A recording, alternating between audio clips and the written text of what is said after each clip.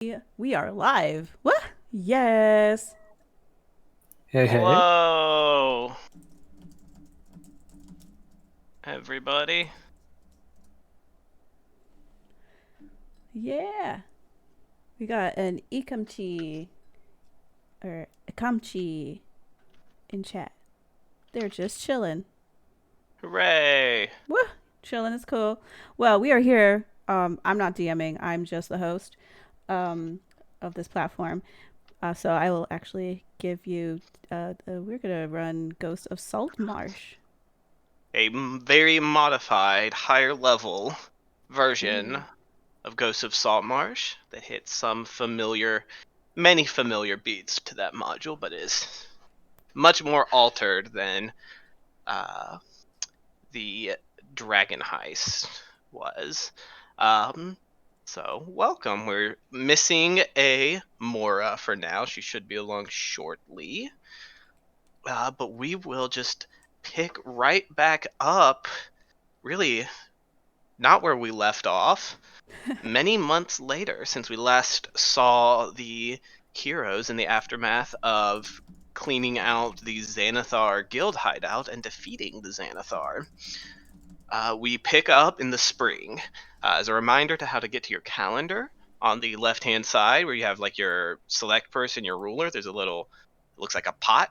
It's a calendar. And click that and then click compact if you'd like to leave it up or full. We are fully into the spring of the year 1493. And we pick up on the docks of Waterdeep as the crew of. Did we ever decide on a ship name? Ooh. I thought we I did. don't think we did we? I Not thought. I don't really. think we Oh, did. okay. I don't know. Well, now's the time. Oren, what's the name of the ship that you guys have bought and that you are now captaining? Oh, we had a bunch of good names. What were they? Oh, I remember Quicksilver. I remember the booty hall. Quicksilver in the booty hall. Quicksilver. Yeah, we can go with Quicksilver booty Quicksilver. hall. Quicksilver booty hall. Quick booty silver hall. The uh, Quicksilver? yeah, I like that. That's good. Okay. Or we had the silver branch. Or the silver bow. All right. Uh, yeah. We will go with the Quicksilver. A ship that has been purchased and outfitted with a crew, laden with rations, for a long voyage to the distant south, the very southern edge of what is still considered Faerun. Chult is the eventual destination on a trip, on a mission, chartered, so to speak, by the Black Staff, Vajra Safar, the leader of Force Grey, which our heroes are now fully fledged members of. Uh, the dock this morning it's busy, it's hectic, as the Waterdeep docks always are, especially in the spring after the winter thaw is fully completed. There's a kind of like a lazy drizzle just battering the city for the past like day or so. It's kind of complicating things. Schedules are changing, but eventually the crew is on board. The sails are set loose, and the ship leaves Waterdeep. For the players here, under your player journals, there's a crew of the Silver. Change that to the Quicksilver real quick. That lists your crew and their wages. The total came out to 750 gold per week for the crew wages, and an additional 180 gold for rations for the entire ship.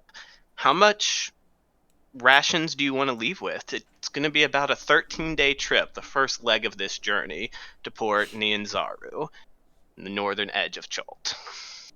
Does that assume we can like resupply after Port this 13-day Nianzaru is day? a major port. It would Okay. certainly be like it is the largest city in Chult and a very serious trading port. Certainly be food there. But how much would you like to take? Ship voyages often don't go as planned. Well, as a player, I would recommend 13 days, so like maybe do Oh. 1.5 times, and then I was muted. Yeah. so we'd I have was gonna like say 19 days of wages You or could so, or round rations or it up to something. 20. Yeah, or 20 or whatever. Does that seem Yeah. reasonable, to you This guys? is 2 weeks. Yeah. yeah, 2 weeks worth of rations probably doesn't take up too much space. No, this ship can hold quite a bit of Looking at stuff. the map, should we look for like a halfway point? Well, isn't Port Nianzar the halfway Port point? Nianzar is the halfway point to your eventual destination. So another halfway point?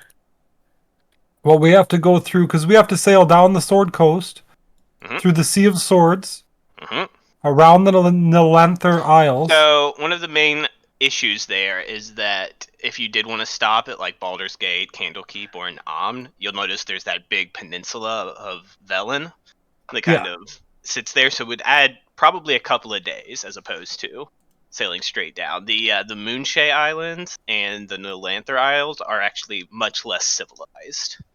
In Yeah, fact, the a kind Nilanther of a Isles are pirate islands. yeah. The dangerous part of the trip. So, well then, do we actually want to go around the west side of the Moonshay Isles and like skip them altogether? At that point, you start reaching a much more dangerous waters. Just naturally dangerous.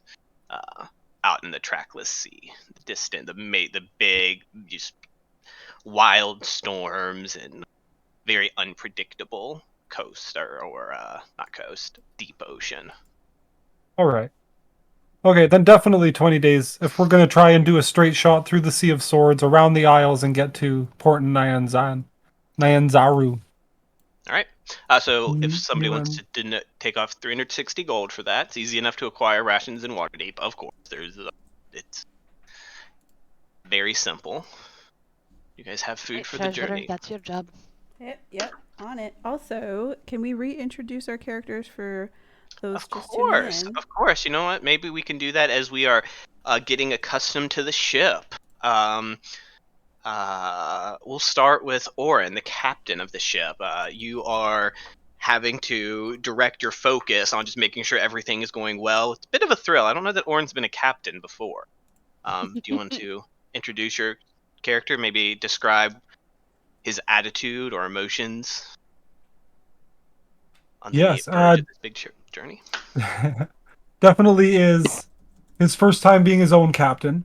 But he's worked on ships before, and he's got a bit of that salty swagger. He walks around the deck, talking to the sailors like he's comfortable with his lot. He doesn't wear his armor at sea, and he's taken to actually wearing that eye patch, the eye patch that he didn't like earlier in life that hides his blinded eye.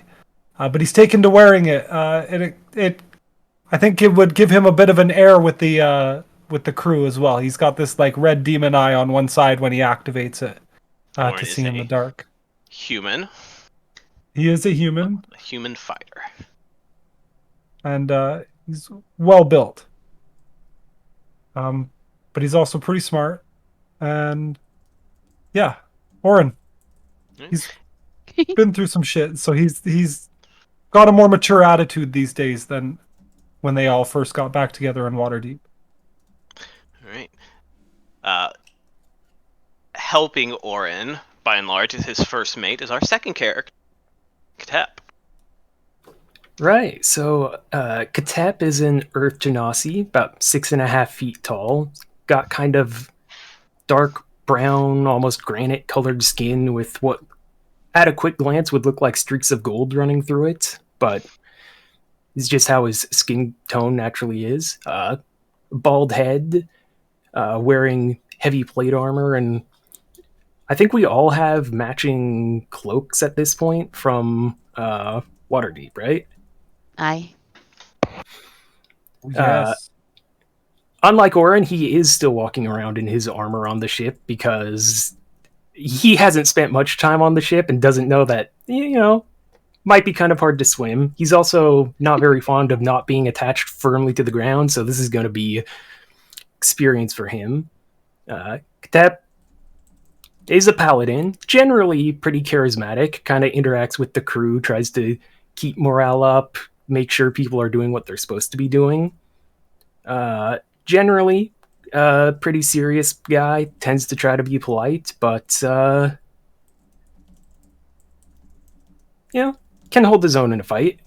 Sporting a pretty nasty scar along the neck of where a certain Zentarum assassin kind of might have slit his throat while we were hunting the Vault of Dragons. All right.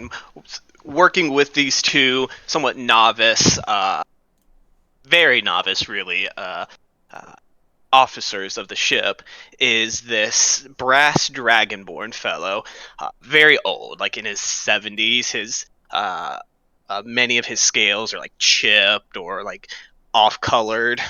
One of this fellow's his left hand ends in a hook, the classic pirate style hook from a injury long ago suffered. Zandrash is his name, and he is the backup officers, an aide to an extent, but also a seasoned salty dog sort of figure who mostly follows in the shadow of the first mate or the captain, not stepping on their toes, but making sure things are staying on track. As opposed to these two, Zandrash really he's like the bad cop to an extent. The crew knows that he's probably has to be, but he's the one who, when Katep's a bit nicer, like, hey, can't we get this going? Zandrash might sweep in the aftermath and say, it better fucking get going. And I guess as the crew kind of mills about and handles the process of getting the ship cast off from port. The ship of the Quicksilver is as varied as Waterdeep's population. It's mostly human, and there's more men than females, but there's a good mix of non-humans as well. You see two different Goliaths. One of them is the quartermaster, another one just a sailor. There's 3 different dwarves on the ship. There's some gnomes, a half-orc, another massive dragonborn fellow that's a full 7.5 feet tall, is the tallest figure on this ship. That's just kind of probably pulling down some of the ropes that help get the sail set in place, things like that. What is Alua doing in these first moments of this voyage? She is absolutely at the front of the ship. She's completely doing a I'm flying, Jack, I'm flying. So, yeah, that's where you'll probably find her. Is she saying stuff like that? No. just taking it in. Just taking it in, just like bright eyes, extremely happy. She switched up her outfit a little bit, so instead of her wearing these rather like pretty robes or dresses, it's more so like things that are definitely more practical. So it is like sturdy breeches or whatever they're called, leather boots, but they are very definitely, you can tell that they are well made and well tailored, but definitely more grown up, a little bit more grown up than the I look pretty.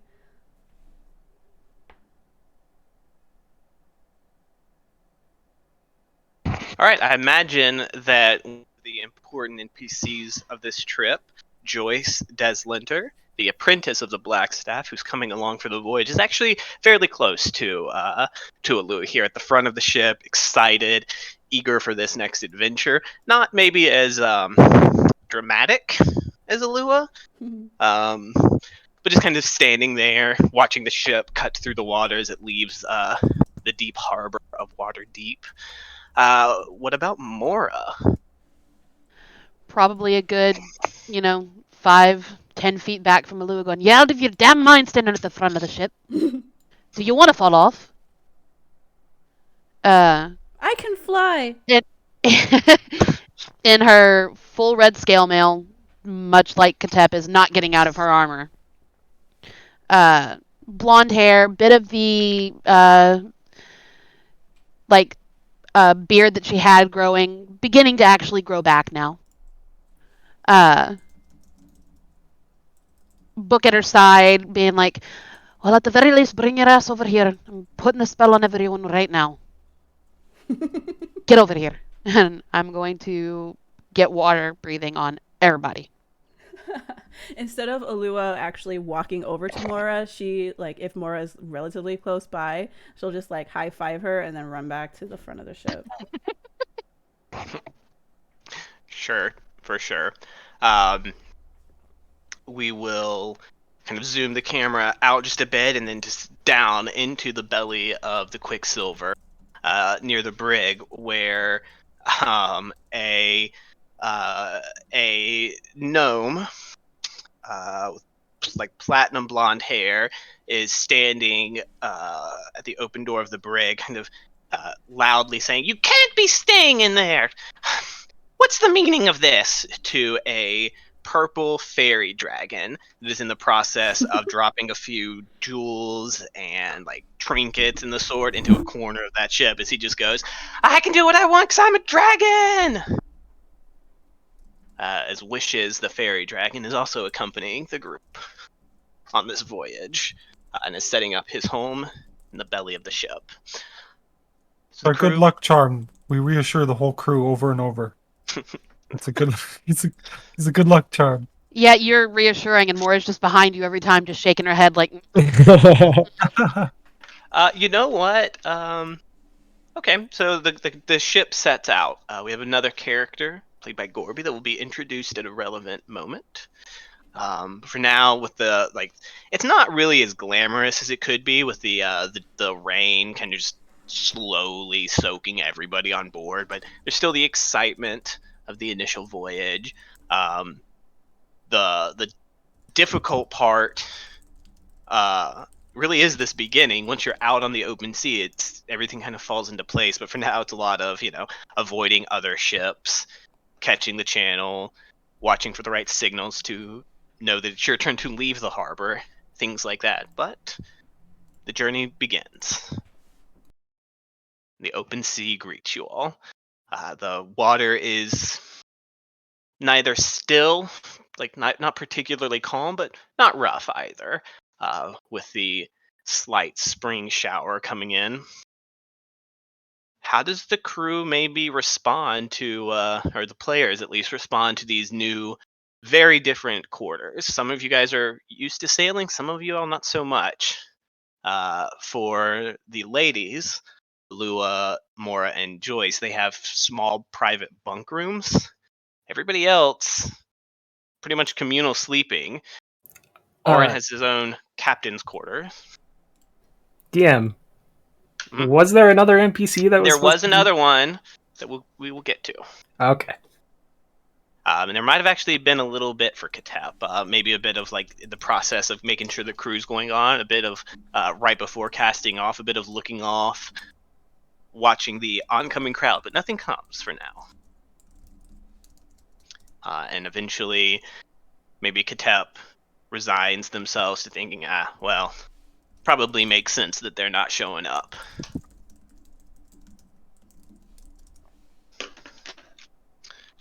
We'll get to that later. Dun, dun, da, da, da, da, da, da, da, da, da. Yes. I'm out of my element. I know nothing about boats, but I would just assume Alua is just soaking it in. I don't have control elements, so she just gets wet and just prestidigitations the wet off sometimes. Along with Joyce knows it too, so she's probably just chatting away to Joyce. Sure, I imagine after an hour or so, the novelty begins to wear off for Joyce, and she seeks shelter in her cabin. Like, I'm going to go read my spell book a little bit, make sure that I have the proper incantations prepared for the voyage. It's a neat trick, Mora. I haven't mastered water breathing yet. More than willing to exchange spells while we're down here. Ain't gonna be much else to do. Maybe not while on the ship. Everything's so cramped. And she kind of says that as like two sailors push past her, kind of chasing a rope that's gotten loose from their hands. And just kind of nodding at that, like, all right. All right. Well, for this voyage, it's a long one. We're not going to roleplay every moment or every day. Is there anything notable that the crew would like to do on the first day? Hide in her room. Okay. I think Katef's just trying to get used to being first mate, checking in what the crew's doing, kind of getting a feel for being on the ocean. Yeah, for sure.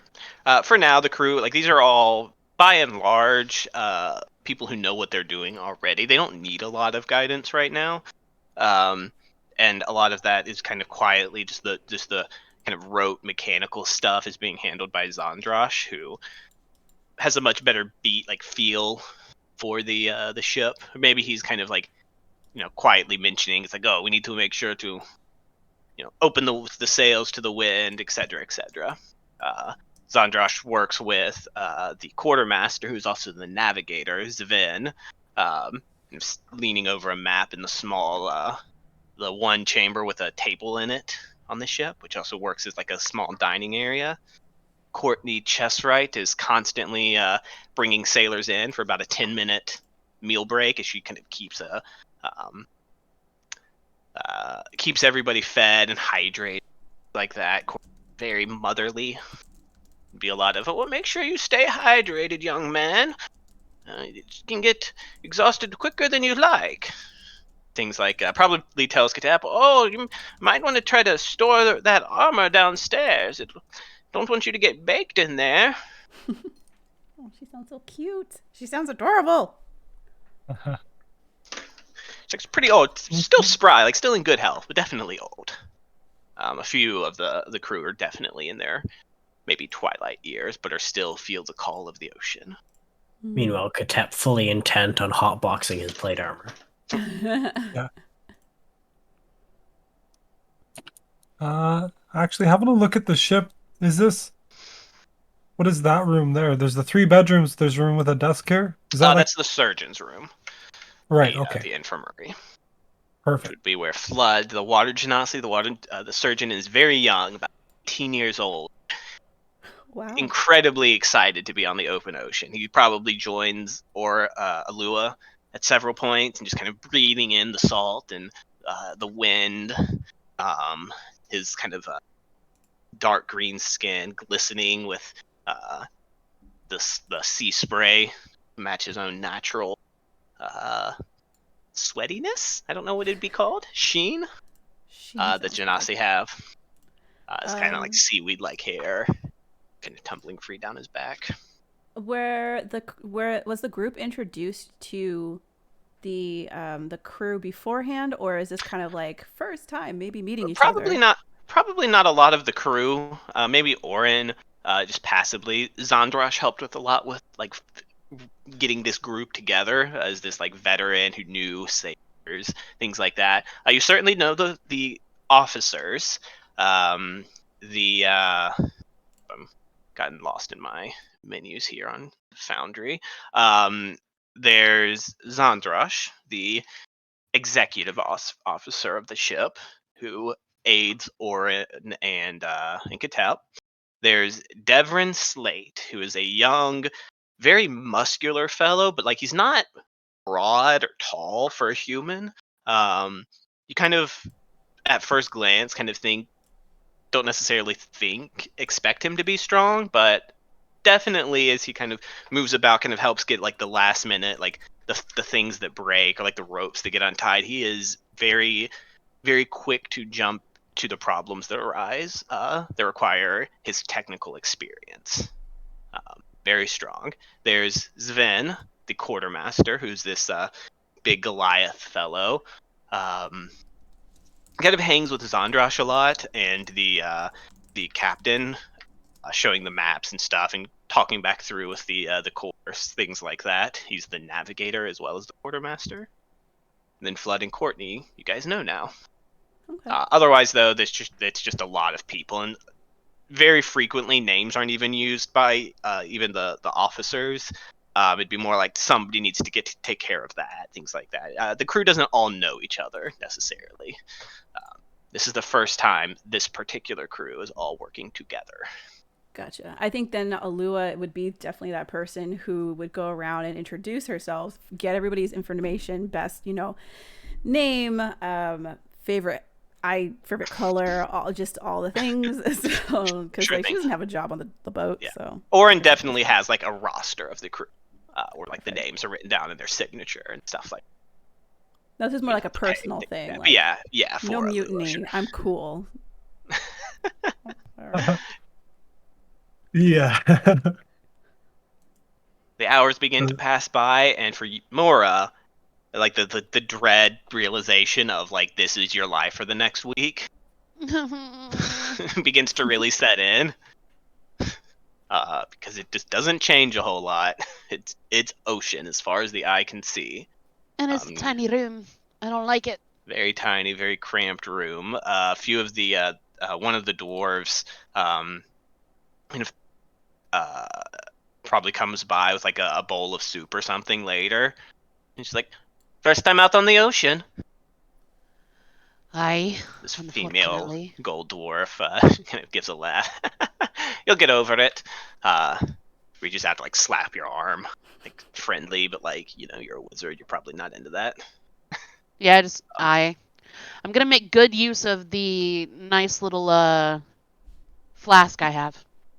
For sure. The pennies gift. All day. Yeah, all day. Just drinking. I don't think that- it's good for all day, but it is pretty It's- good for a while. Yeah, like 3 uses a day. Pacing yourself. I Well, think it means that you're past. Alua- If you're not passed out by the end of the flask, it counts as all day, right?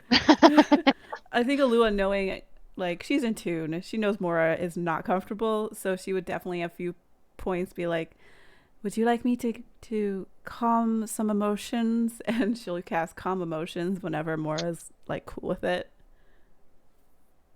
Hey, you probably have to on occasion, really, Yeah. without even asking, because she'd go, someone would, like, that dwarf picks the wrong day. Yeah. Okay. Doesn't go, like, full rage mode, but definitely just starts shouting, and that's when Alua pops up going, now, pat, pat. It's towards evening when Katap, there's a voice that enters your head. A female voice that is immediately recognizable as Savra Bellabranta, who simply says, "Sorry we weren't able to make it. In the end, I don't know that having a griffin on that little ship is wise, but let me know when you reach Port Nianzaru. I'll meet you there." Do I know if I can respond to this, or was it a one-way? You can. I don't know that Kateb knows. You're right, he doesn't. So he's just going to start mentally responding like it's one of the twins. He's like, "All right, how do I? You know what? I'm sure I'll figure it out." Yeah, there's no response. But I think Katep. I think y'all have cast sending in the. So We have, I think, once for. Alua definitely has it, but no one has ever cast sending itself on Katep. Like Gotcha. Chamista was always the one getting for sure. the message when we had a job, and You're told to let Sabra know when you're in Port Nianzaru. And the first day passes without any significant incident. The crew takes shifts sleeping, where there's always at least 10 people awake. The most of the crew just sleep, like rolls out bedrolls in the hold. Kind of finds like a spot wedged between two crates or something like that, or some of them might put up a hammock, things like that. It's tiring work for the crew and the officers. Ships do require pretty constant upkeep of just small corrections, focus, alertness. There's somebody up in the crow's nest all the time, just with a really boring job of make sure we see anybody approaching. And this close to Waterdeep, you certainly pass several ships coming and going. The Quicksilver isn't going to be the fastest ship on the ocean, but it's pretty quick. It is well designed to be literally called a sailing ship in the Dungeon Master's book, Dungeon Master Guide, and it is the quote unquote fastest official ship, though. Fair to say that there are more advanced ships in the Sea of Swords. But it goes by without. Running 12 parsecs. Can indeed, which is a measure of distance, not of time, I believe. Parsec. Anyways, just a weird point of reference for Star Wars. Nerd. First day goes by without incident. So where we've kind of started to establish it a little bit, but where do we think the crew is going to be by default, or the players are going to be in their ship? Mora's probably down in her bunk by default. Yep. Okay. What about the rest? Katep would probably be either on deck or where crew was normally gathering. And I'd say it's probably only halfway through the second day before he gets out of his armor and just leaves that by his bed, because I imagine that's so uncomfortable. It's probably not great. But I mean, also Katep's a soldier. He's probably a bit used to it. Like he could get by. Like I don't want to say you can't, but it definitely is uncomfortable. It's so much hotter on the ocean with the sun. He would 100% get out of his armor, and if something happens where he's like, oh shit, I wish I had my armor, then just kind of live with it. But just for fun, go ahead and roll a d20 for me.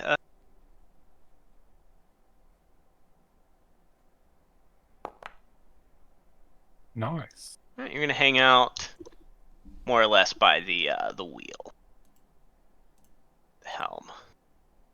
All right. Mora's in her bunk. What about Alua? Where's Alua chilling at? I don't know. I think Alua is that person that would be going around multiple different places. She might be up in the crow's nest, chilling in there. But I think definitely her personality would have like chilled out from previous. So she's doing a little bit more research, a little bit more study. I think a few times out of the day, as on calm days, she'll actually sending to get information from certain individuals she has come from through whatever to get information, or because she's bored.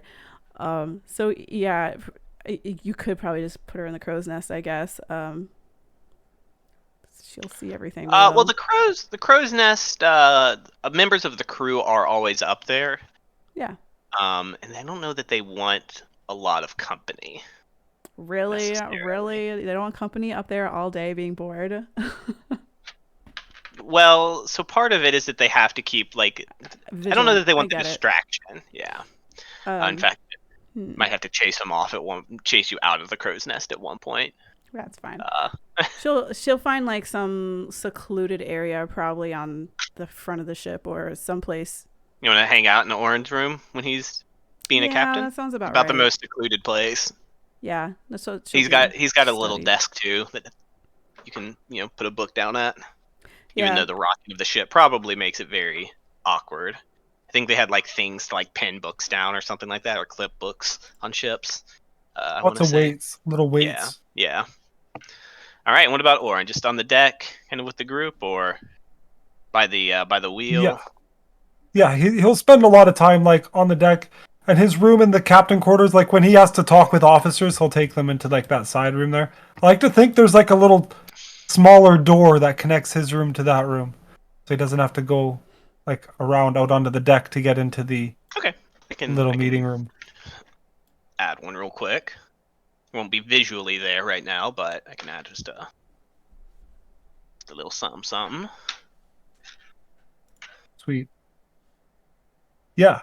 But Oren really is a respecter of the chain of command, so he lets Katep and Zondrosh deal with a lot of this stuff. If it comes up to him, then it's important, right? Sure, for sure. All right. Well, on the second day of travel, the rain has kind of permeated the entire time, to the point where it's really just becoming where it's really just come the fuck on, really. Can't we get a nice day and really really see the ocean shine, things like that. Everybody's just sick of the water. When a voice up in the crow's nest, it's actually the one of the gnomes, calls out, "Wave incoming, port side,"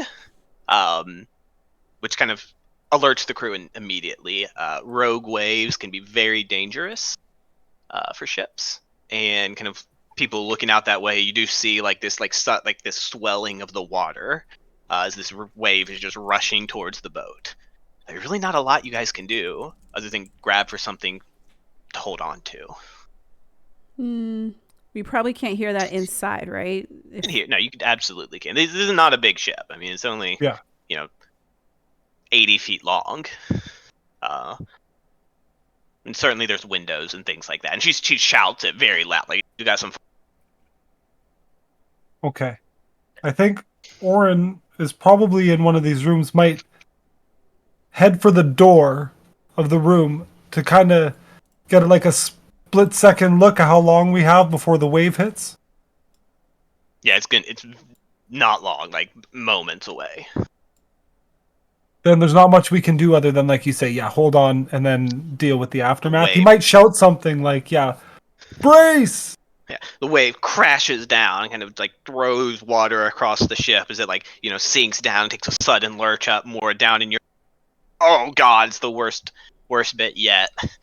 And like there's just like the ship gets battered and shakes. But in the end, it's actually not as bad as maybe you guys feared. There's just water kind of rushing across everybody. Everybody just gets absolutely fucking soaked. Water goes, under the doors to Orin's room and the officer's room and such. And there's kind of just that moment of everybody takes a breath as the water goes by. But as the water begins to rush off the ship, some of the water stays. And you hear somebody scream as the water rushes up, manifesting into these vaguely human-like shapes of crashing seawater. Kind of slaps one of the crew members nearby, stumbles back as these elementals form on the deck of the ship in the wake of this wave. And I need everyone.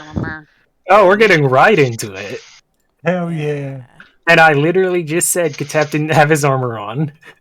Neither of us do. All right. It's a no armor day. No armor day.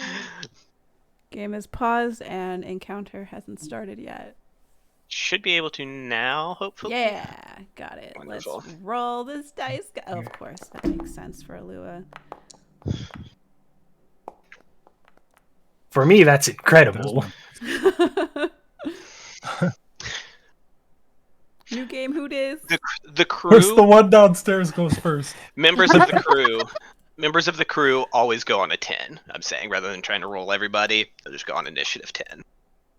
Okay. Some of them kind of move for weapons. Some of them just panic. There's just a lot of voices right now as people shout along. As these like watery creatures kind of just roar with the sound of like crashing waves as they reach their full height. Mora, yeah, you're first. You kind of feel the deck rocking, kind of hear the shout, feel the wave, and hear more shouts. A different type of shout. Yeah, first shout was ignored. The more shouts, fucking reach up, grab her spell book, and is just gonna book it. Sure thing. Oh, where can I go? So many people, get out of my way. Yeah, these people downstairs are all sleeping. They're kind of waking up, kind of, what? Like they were woken up by. So let's say that's 5, 10. Oh, no, wrong button.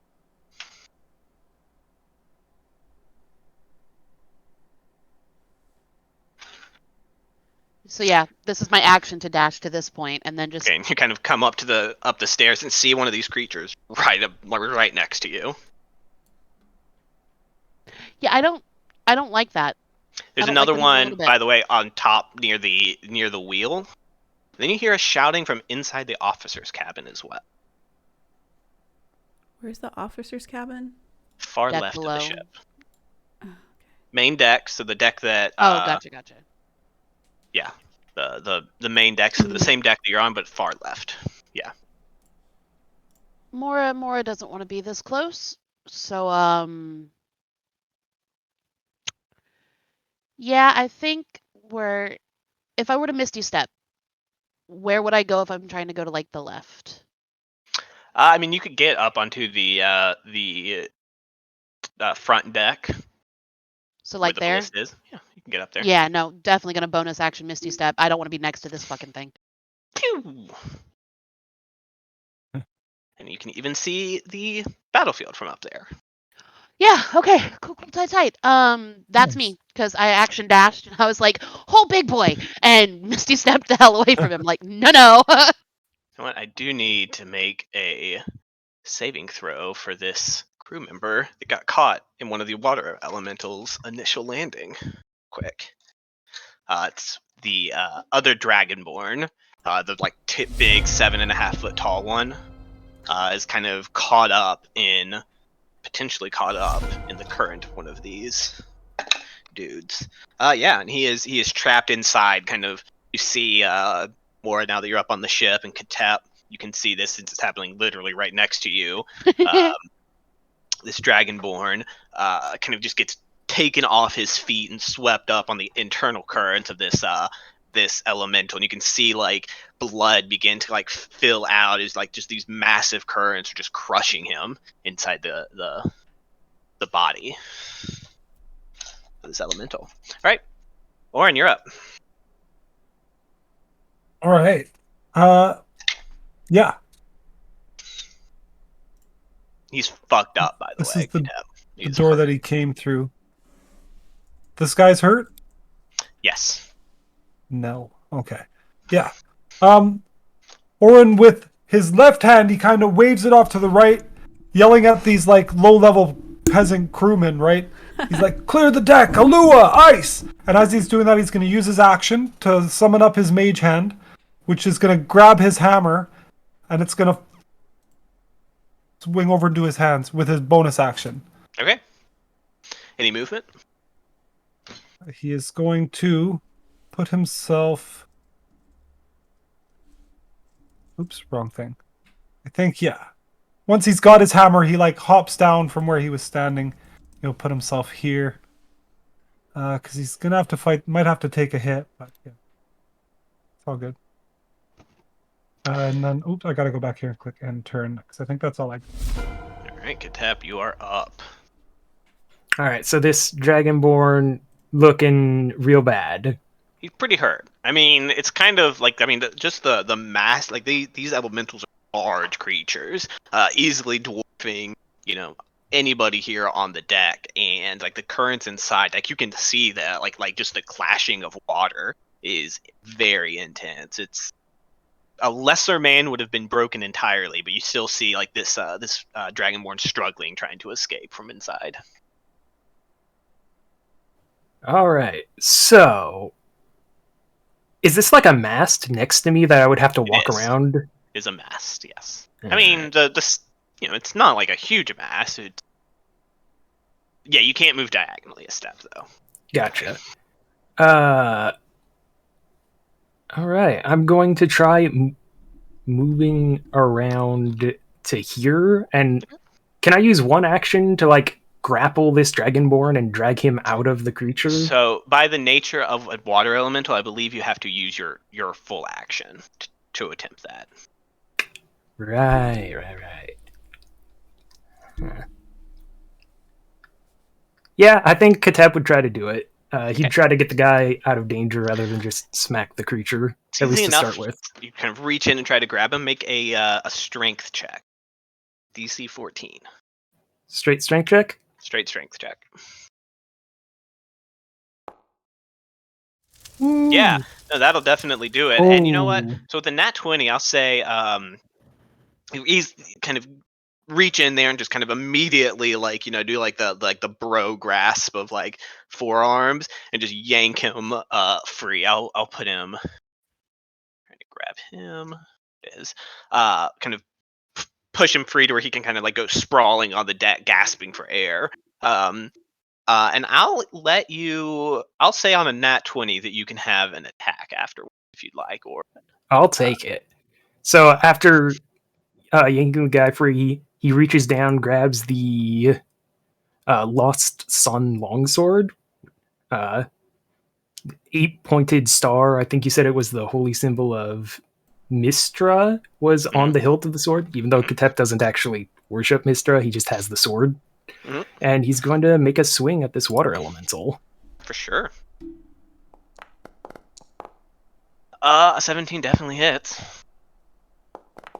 All right, so that's 11 slashing damage. All right. Just kind of cuts into it. This creature doesn't have blood, but there is like a rumble of some sort of what you might interpret as pain. But it doesn't look like hurt per se. Like it's Right. I big don't creature. have anything on my bonus action, so that's it for me. All right. Brings us to the crew. Thankfully, they go one before the elementals. You guys do see these guys, right? Yes, good. Yeah. Why it's showing hidden on here? Yeah, whatever. So the crew goes. Most of them are just going to flee, disengage, and get the fuck away from these creatures, since really nobody's in direct harm. They kind of cluster on the other side, let these heroes that they've heard of take care of business. Courtney kind of hear her voice. Hey, what's that outside? Oh dear. They're just kind of, alarmed. Some of them, however, do rush in for the fight. They kind of pull out weapons that they have. Pretty much everybody has a weapon, like a short sword or a scimitar. Scimitars are very common. A few others have some different weaponry, but there are a few people who maybe will surprise Oren here. See one of the women kind of come rushing out of the cook's quarters, kind of wiping her mouth, like the back of her sleeve, as she pulls out a rapier. Doesn't engage yet, but Minella kind of rushes forward, and you kind of see it. Watch her; she kind of moves past you, and she moves with a grace that is like, you being a fighter, you can immediately guess that she has seen some like training and combat in her background. Like she moves with the confidence and grace of a fighter. The half orc fellow. Oh, sorry. You know what? I realized something before we do that. Actually, I totally forgot. Gorby, you're actually up. Okay. How are you? So, sorry, I've just had to check. This is above, this is below, and these two stairs go up to the top of the deck. Those go down. You're at the top of the deck, right? Oh, I'm on the top. I see. Yes. The black area there is the middle. It's actually a reflection of what's going on in the middle, the main deck. Oh, I see. Okay. I understand. I was a little confused why it was grayed out. Okay, in which case, seeing Orin brandishing a weapon, I believe, and Katep moving this poor dragonborn to safety, and this fighter leaping in, you will see the very grisly Goliath quartermaster call out and say, "Hold your ground!"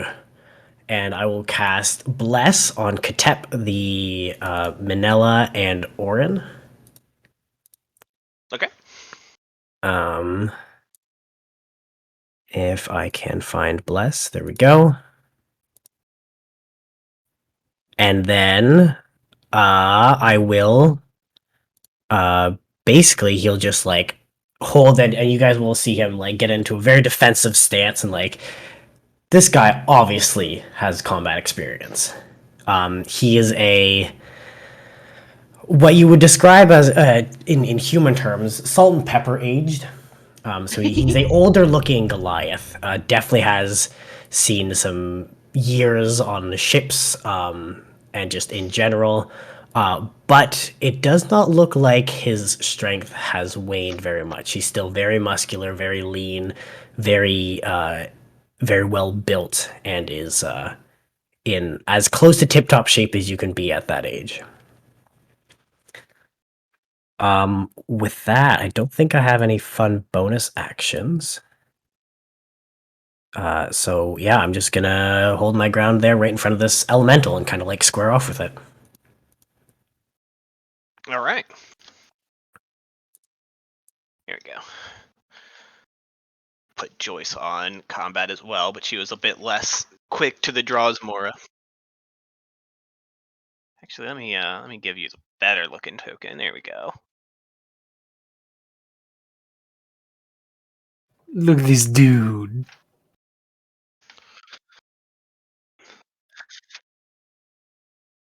It is. It's another name for it. It was Oh, to throw us off the scent. I got the name wrong, No. Corby? Like on the front page, Quartermaster, you had Sven. Yeah, he has multiple names. You'll know Yeah. him as Sven, I believe, or Yeah, or you guys would not know his name as yeah. Otto. Sorry. Yeah. That Also, is it is Sven, so- Alex boofing it. Yeah. Well, No one would know that name. Okay. all right, You got it. You're change it. Sven. So we just know you as Sven. Yes. Okay. Yes. No one knows that name. Forget if you saw Okay. anything. Can fix it up. I told you I was gonna boof the name a million times. Yep. All right, there we go. All right. Yeah, so the crew is all kind of rushing around, kind of confused for the moment. You see a few people, a few of the sailors, these ones with yellow borders, pull out weapons, but they're not like rushing to join yet. They look a little bit maybe, these are the people who are a bit more on top of themselves, like maybe have a bit more experience fighting things, but they're not maybe brave enough to rush in and take the brunt of an attack or anything like that. Next to you, Mora, Annalie, this crimson-haired high elf, kind of looks at you as you would like appear next to her. The pop of magic. Neat trick.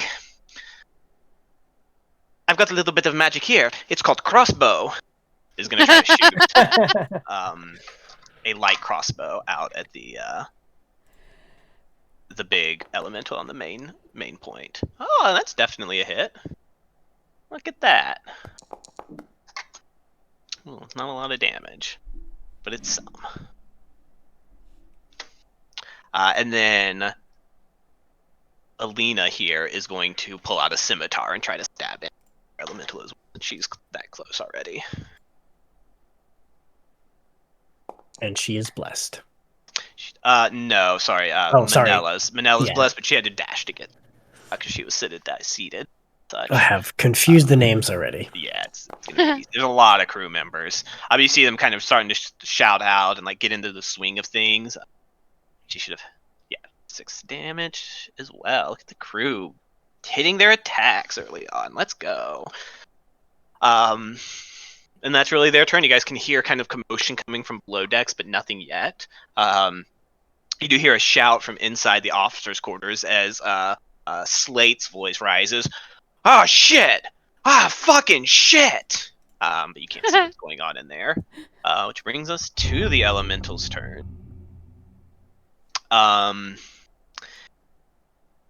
Yeah, this one is going to try to bash the closest person, which is Manella, left here. He's going to try to slam him twice. Oh shit, Her girl. twice. That is an 11 to hit on a natural 4, which does not hit Manella. She kind of darts backwards, kind of this nimble, quick little like hop backwards. Very, very nimble lady. Well, pretty nimble, very graceful. And a 15 just hits her. 2d8 damage. Plus 4. Ooh, 4. 12 points of damage to Manila. Kind of takes one blow across the chest, kind of coughs up a bit of blood, spits it out, wipes it. You coming, Captain? Looks back towards you, Orin. Oop, I gave her 12 health instead of taking 12 away. She has more than that. There you go. Alright, the other one is going to kind of rather than meet your attack attack, it kind of begins to flow down and kind of just begins to melt into water. And takes you back a bit as kind of lurches forward. This watery current moving into this square. And actually, I don't know if they. Let me He's double got the check. force of... No. Let me double check this. It can only. Hold up, I'm trying to double check something here. All right, yeah. I need everybody here. It's gonna be so annoying. Don't I have a push token back macro? It's not working. Fuck. Everybody, all 4 of you guys, and so Sven, Katep, and these 2 others need to make a strength saving throw, DC 15. I'm just moving the token to the side just for, it's on top of y'all right now. All right, so DC 15 strength. the 3 of them are within my aura, so they get a +3. Yes. Thank you. Oh! Hurt guy. See some decent Ooh, not for that. I'm gonna roll. I'm gonna roll publicly for you guys, which is good because I rolled a 6 and a 2. Doesn't count. Ref didn't see it. Yeah, but we'll roll it out in public. There we go. There we go. And That is quite the last name. Wow. Dragon- HSSSTR. Dragonborn names. The H is silent. Oh, still a 6. Oh. No. 9. Gibbs, It no. doesn't Oh, fail. gosh. So the 3 who succeeded shunted back out of the creature's space. But Zandrosh is swept up in the currents of the elemental and is whelmed by it. Double check. Actually, I guess. Oh wait, yeah. If the saving throw is successful, you're pushed out. Okay. Where are my D8s, you guys? There they are. I got the very pretty purple dice that Ellie gift carded me. Let's see if they roll good. They did not roll that good. That one was a 2, but the other one was a 5. So with 11 points of damage, you guys watch as Zandra day of this journey is kind of swept up and just kind of see some of his scales get peeled back and like the water of this elemental turns red. For a moment, Zandros tries to struggle free, tries to grab for something, but goes limp inside the water elemental's form. It's a bad day for No. Dragonborn. Alrighty. Rules on some of these NPCs. Many of these NPCs might not get saving throws, but the important ones, won't straight kill off immediately. So he's unconscious for the moment. But he's caught up in the elemental still. It's kind of still swirling around. And isn't struggling the same way that the other dragon did. That's his turn. Lua. You are... Finally. Oh, wait. Nope. Inside the cabin, Slate is being attacked. He's gonna take 2 slam attacks. I think both might miss. One missed. Kind of hear some impacts of pain from inside the cabin. Slate's voice calls out, "A little help in here, please!" So he takes a bit of damage. And now you're up, Alua. Ooh, right on. Well, she'll feel the shout, feel the wave, hear more shouting, hear Orin, all hands on deck. Sounds like fighting. She'll be like, yes, board, and she'll get up and she'll run out, or she'll take a look, see this person, this 5. I can't really read the name here. Fiverell. Fiverell, pardon me, Fiverell, and she'll kind of like. I'll just have him step out of the way. He didn't do anything on his turn. Little Thank bitch. you. Very polite. Very polite. And then she'll just unleash some level 2 magic missiles on this one here, because I'm assuming since she just came out of the room, she can't hear anything that's going on in this room. I mean, it's all happened simultaneously. You can hear him shouting from a closed door, because I think the door was closed. Yeah, but it's not like a impenetrable barrier. All right. Well, There is make a perception check. Yeah. Okay. say on a there is a lot of shouting going on the deck. We'll say on a 14 or higher, you can hear him. There you go. So yeah, you can cut through kind of the alarm pass, and you can hear some of the other people.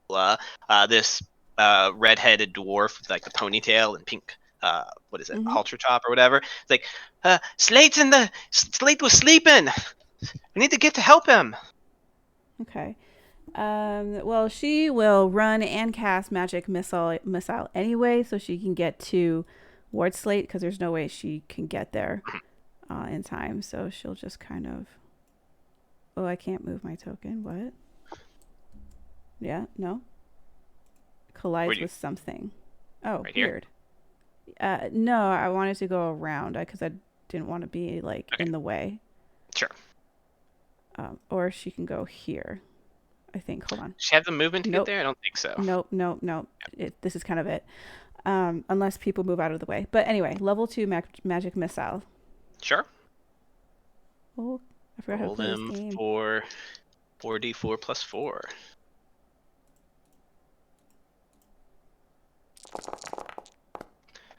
Oof.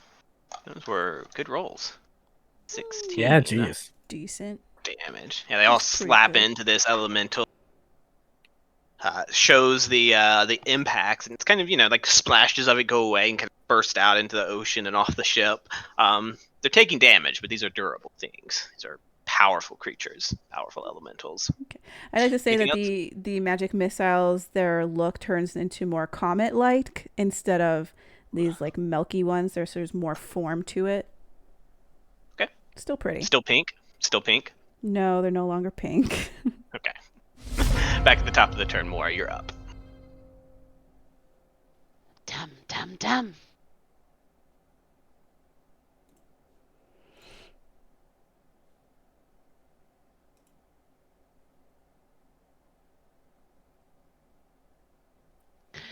Yeah, I think I'm just gonna set up to be able to get around and move without getting in the way of everyone. So all anyone's gonna hear is, make sure the Dragonborn gets up! And I'm going to cast Fly on myself so I can move around the ship a lot easier than I can right now. Okay. Oh, shit. Oh, How's Lua that? What's totally that look sees like? that and is like super jealous. What's that look like for Mora? I hadn't thought about it. Do you want there to be like any sort of like wings or appendages, any like visual effect there, or dwarf go fly? Yeah, no, I think it's more just, dwarfs in the air now. Nothing fancy to this at all. No, 2 jet engines just appear in our armpit. Yeah. Right, where would you like to go? With my 60 feet, go put me, or let's say go put me, because, Yeah, you can move.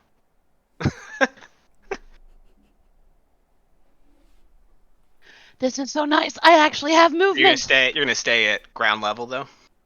No, or wherever Katep is. I'm getting closer to Katep is what I'm trying to do. Yeah, but like you're right next to him. You're not up in the air or anything like that. Oh no, I'm out of like reach. 10 feet in the air from that, because that was only like 50 and I have 60. All right. We'll get left behind as the ship sails away. 5 feet, I think, if I counted right. I'll keep up with it. All right. Anything else in your turn? No bonus action, anything's. Right. I'm good. Orin, you up? All right.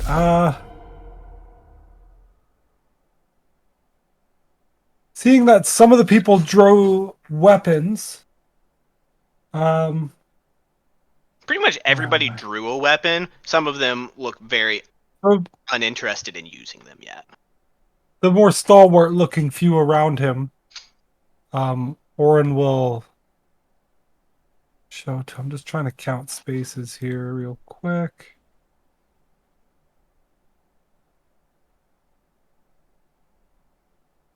Okay.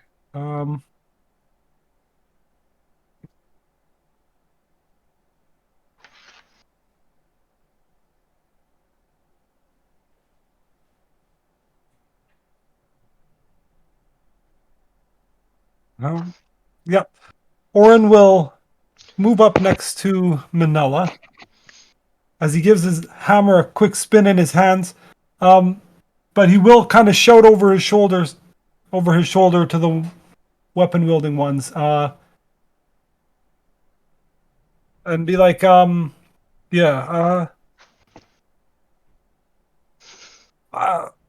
we've got this one. See if you can help Slate. And I think he'll just silvered maul this guy. All right.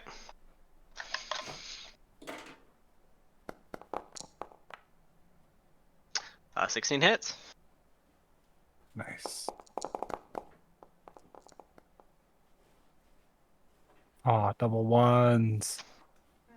All right, 12 damage though. That takes a good chunk out of this elemental. Mindful that And one will then a take crit. even more. That one will take more. Ooh, baby. Can I lightning gem this Holy one? sh- Yeah. Before I roll. Dang. I think it's before whatever the wording is. 27 for sure. Holy shit, that's a lot of damage. Because I think it's an action for that. I think it's its own separate thing. The lightning gem. Oh, you're right. Okay, so I'll just add my side damage instead. Sure.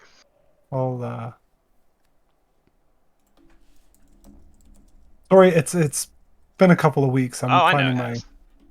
You're fine. my Your psionic yeah. strike. That's the name of it. I'm like, what is it called? All right, and then 5. On the right hand side, there's a little plus. That will add the crit damage. Like when you hover over the 5 there, just go left. There's a little plus. Oh, That'll add the Ooh. extra crit. So 11 more. yeah. That pretty well. Like this creature at this point, the water is kind of sloughing off of it.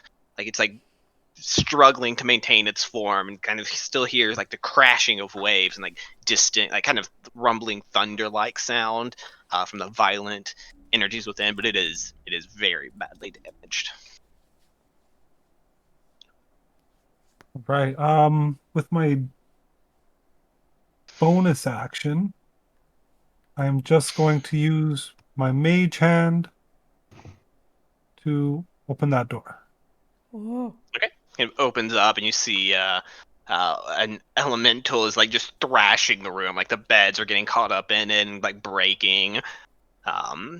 Can't see Slate immediately, but you can hear him struggling against the creature. All right, brings us to Joyce. Joyce is gonna finish running up the stairs. You get up to the top, see the elemental next to her, scream, and cast lightning.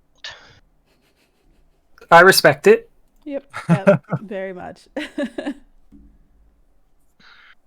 Just targeting this thing. It has to make, I think, a dexterity saving throw. Yep. Cool. A natural 9. What's its bonus? Not enough. Hells yes. Takes full damage from this lightning blast. Oh, that is a God. good roll. Lovely. And she blasts it out of existence for a moment. Just this, she kind of gives it this like eep of a scream, like ah, and then kind of looks over to Orin, who's right there, takes a deep, steadying breath, nods, pulls out her wand, flourishes it, and calls out this incantation. And there's like this blinding flash as a lightning bolt just cracks out from the ship, just spearing the elemental and like kind of causing it, like illuminating it and causing, Manella's hair like stands on end and stuff from the proximity. But in the aftermath, the elemental is just gone. Oof. There's more. She like very unhelpfully says, pointing like back. Like pointing towards the wherever this Where like quarter Katap is. Where Like Katap, like pointing because she's coming up the stairs. She sees the one up there. Gotcha. Obviously everybody knows, but she's not good at this. That's her turn. Katap, you're up. All right. So Katep, probably briefly distracted by this blinding flash of lightning and just water getting scattered in all directions. But he can see Zondrosh looking very bad. He might cast a side eye over at Sven, seeing that he just cast a spell, and might just say, "You got anything to help Zondrosh?" And he's probably saying that as he's swinging his sword because he realizes he's better at hitting stuff than anything else. So Sure. Yeah. Sven just nods and says, "I've got him."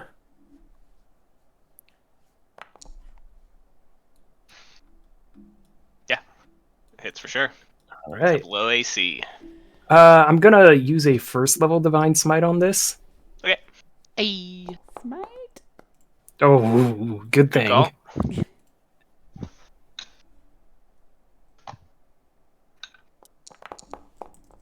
There you go. Oh shit. All He right. hasn't been hurt as much though. It's still plenty healthy. Yep, that's what I'm worried about. So, second swing.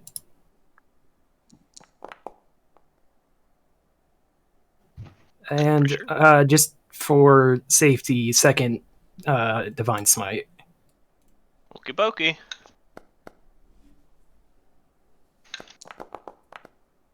Those are good divine smites. Jeez. Yeah, I'm okay with this. Yeah, it's really starting to struggle, but it still has plenty of fight left in it.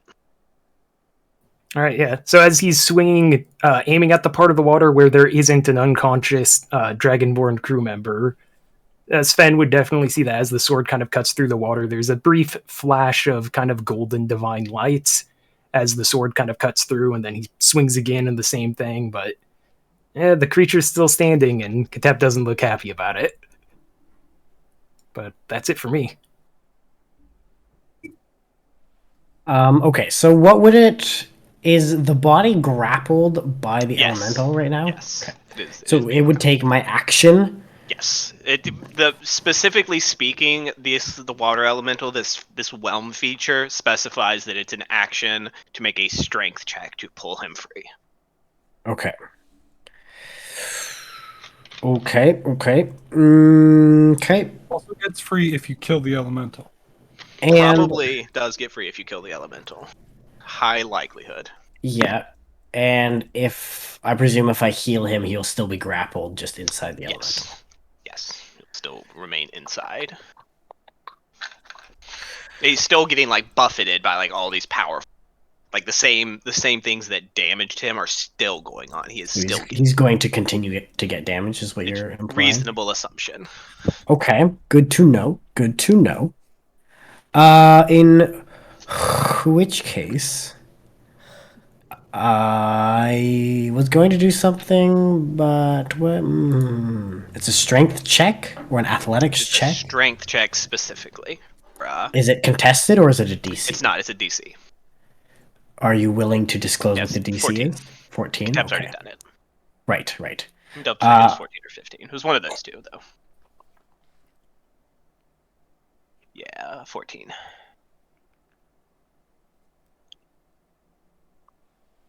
I'm gonna try pulling him out. All right.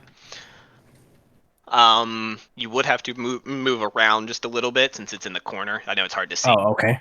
Yeah, sure. I can. You'd have to like move here or something. Yeah. Sure. I will. Alright. Yeah, I'll move there. Make your check. Come on. Oh, Won't quite do it. I kind of go into and like there's that instinct of like have to of like one this creature and you kind of lunge a bit too far in and almost like your head submerges into the creature and you're like, oh shit. You have to like pull out, God. sputtering a bit. Brutal. I'll say that in the Um, app because of that one, his body actually gets like yanked out of your reach too. Oh shit. That is your action. Yeah, damn it. Okay, in which case, yeah,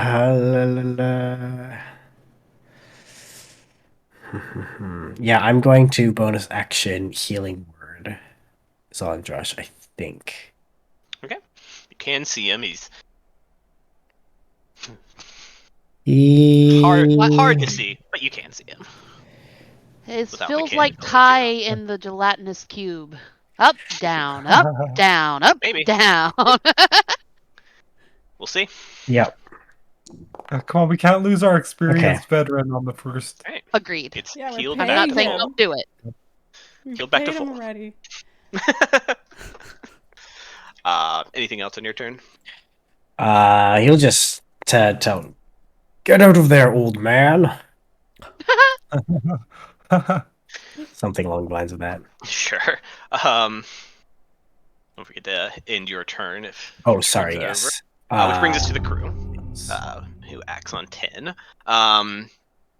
Orin and actually Alua probably. You're the one with high perception as you're kind of focused inside where Slate was. You do see the red-haired high elf reloading her crossbow. Kind of make out her saying, "I cast crossbow." She aims it and shoots across the way at the other element that you can see. Okay, this chick here, there's no name, so can't tell. Isn't there? Annalie is her. Yeah. Change your token to her. Yeah, If it you- seems oh, it's it over seems there. like the yellow borders don't have Fucked names up if that we one. hover over them, but Gotcha, everyone I'll else fix that does. It's because 18 definitely hits again. they have cooler stories, so we have to learn them. That checks out. Good to know. Did forget that these elementals are resistant to non-magical damage, so it only takes 3.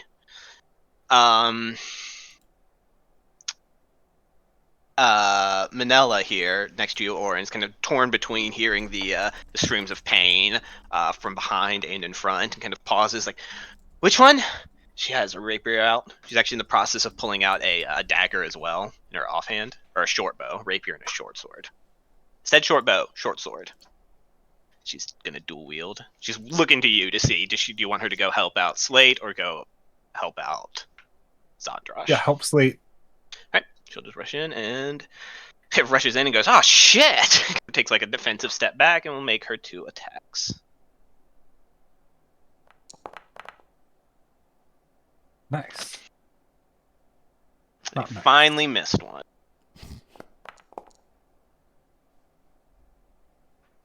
Damage. Or 2 damage.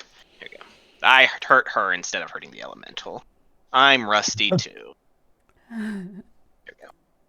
Alright, she rushes in. Slate is gonna fight back finally. He'll make his multi-attack. I'm gonna roll this quietly. Since you guys can't see him. Misses once. Natural 1 on the second.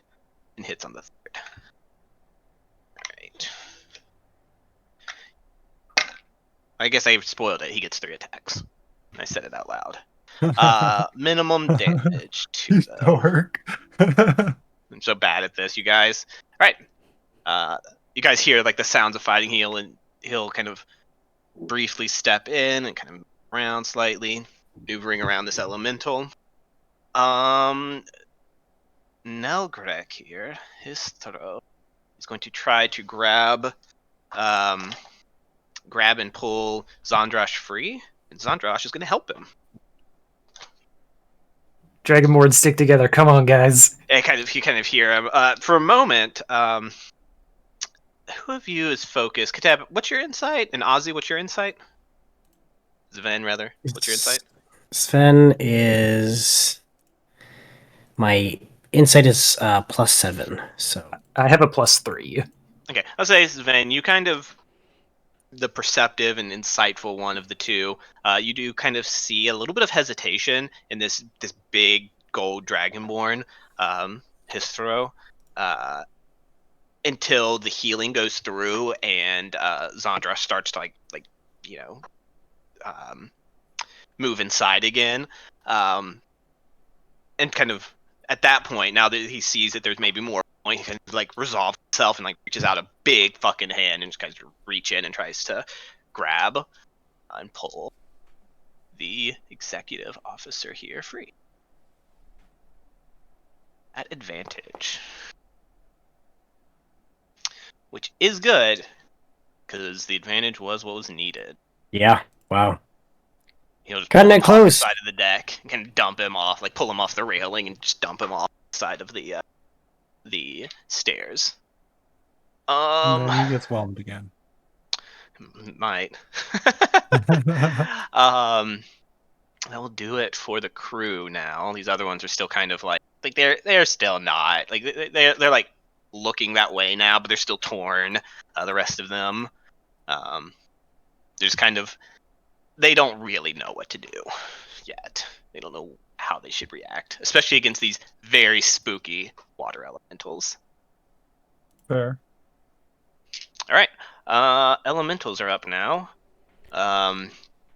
This one is just going to swoop in out of the room onto the main deck, take an attack of opportunity from Slate as he does.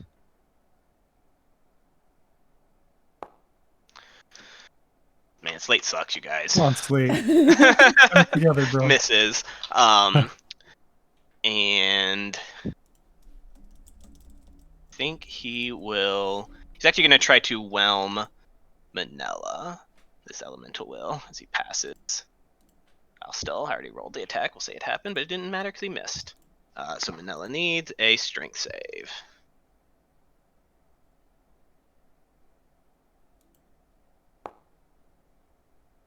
Jesus Christ, Ooh, crew. She's Okay, super she grateful. she kind of pulls herself free, kind of spins out, lands a step like on one of the beds nearby, kind of panting heavily, and that's the fucking elemental's turn. The other one is going to try to attack Tep, who just fucked him up. He's gonna have an easy time doing it. Probably will. Yes, he's gonna make 2 slam attacks. The first one is a natural for an 11. That just misses. All right, the other one was a 7. Ooh.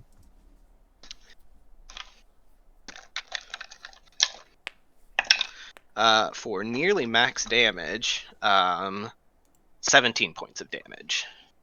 All right. But that's their turn.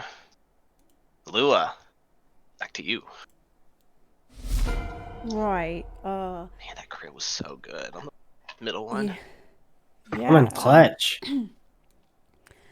Shoot, most of her stuff is AoE. I guess. Let's see. Yeah, I can't do that. But magic missile. All right. I would do something cooler, I swear, but maybe not ship safe. Fireball. Oh, I would. Oh man, this is terrible. It was 2 lower than the last one. Yeah, 2 lower. Okay, yeah, she'll do that. Right. 8 points of damage. She'll just get her rapier out as well. So, because she turns Just around. remind And there's you. Yeah, there's one. Yeah, 10 there's feet one right away. behind, so she's just gonna move just out of the way a little bit, and stay there. Or actually, All no, right. she'll move right here, so she'll have kind of like cover. She moves back. Sorry, Zondrash is there. I realized I didn't have him. I didn't put him on the right side. That's cool. He just kind of landed prone there, and then got up. Oh, she'll just push him We'll inside just say then. he's there. Here we go. Okay, that works. Yeah. Kind of Push shove him him inside. You're hurt. Push him He is, inside. he's actually pretty healthy. Thanks to the healing word, he's technically back to full health. I don't like that's so weird, but Well, he's recovering though. He's old. He just took like a 10-foot fall. He's picking himself up. Kind of waves you off though, with his hooked hand, his hooked left hand. Just go roast those bastards. Get them off this ship. Aye, aye. She'll close the door on him. Nice slam. Yeah. My tail. All right. Is that end your turn? Yeah. Okay. Mora, you're up. Don't forget to end your turn, Alua. Combat. Combat. What is the Mora do? Mora's gonna notice the thing in front is still causing problems and kind of focus, and that same kind of bluish energy that would meld well with the water elemental form. I'm going to try and put this thing into momentary stasis. So a Constitution saving throw. Natural 10 plus 4 for a 14. Not enough. Right, what's that do? That right there. Incapacitated. All right. All right. See this? What does the field of magical energy look like? From It's pieces. it starts off as just this like generated field that then kind of turns into these moving, almost spectral chains that are just swirling and moving about the thing, all over all of its form, and it is now locked in place. And Water goes, "You got one good hit on it, Katep. Bring it down." And that'll be her turn. All right. And my movement would be to stay with the ship. So if the ship's moving, I'm staying where I am. That's a fair point. Yeah. Yada yada. No, I was muted. Very Yeah. nice. Okay. Everything's going swimmingly so far. When Joyce comes up and like blasts this water elemental off the side of the ship, Orin like gives her that like schoolboy grin, right? And like, yeah, all this stuff's happening, but he takes the time to be like, yeah, do a little sidestep as he's watching. He's like, yeah, I'll just go deal with this right now. Yeah, I think that. Yeah. Would you be a dear? She says. Get Bop. this out of my way. Click this. All right. And for my next trick,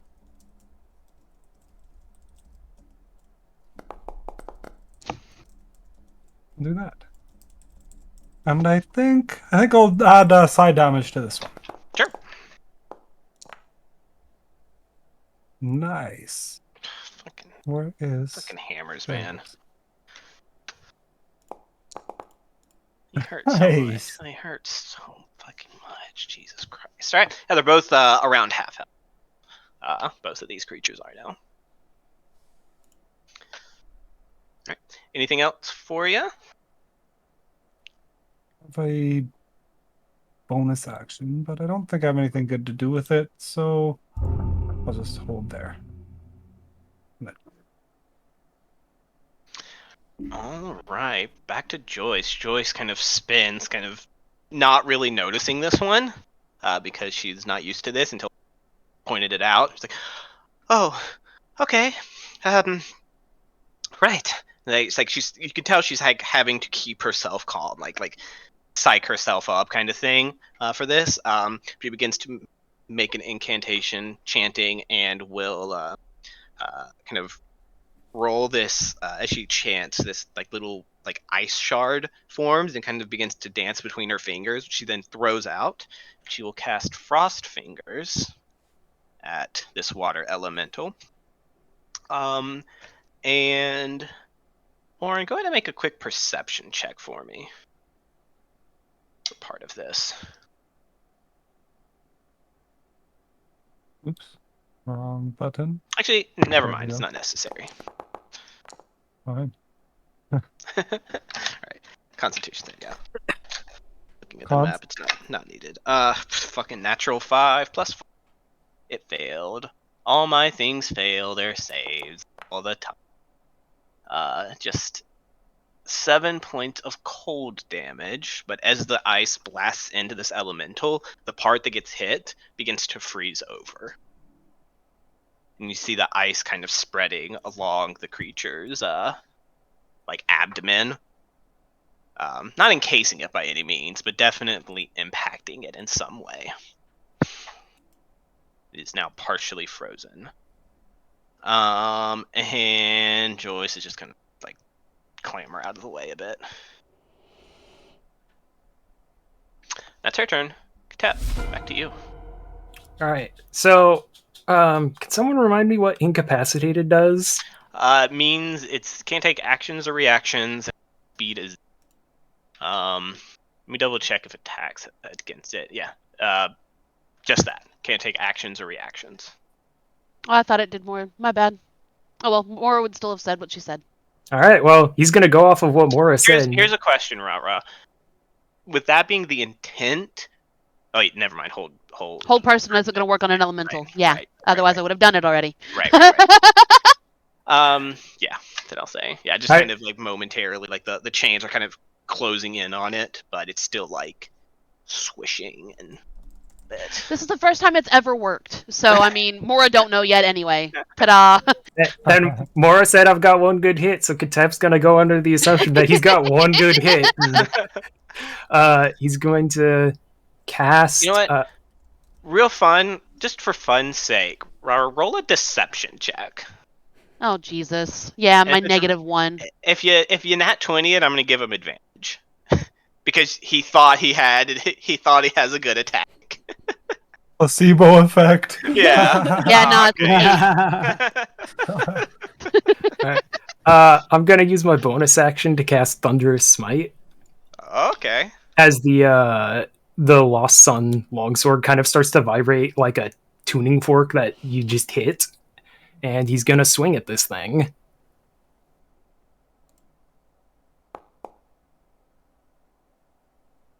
Yeah, definitely hits.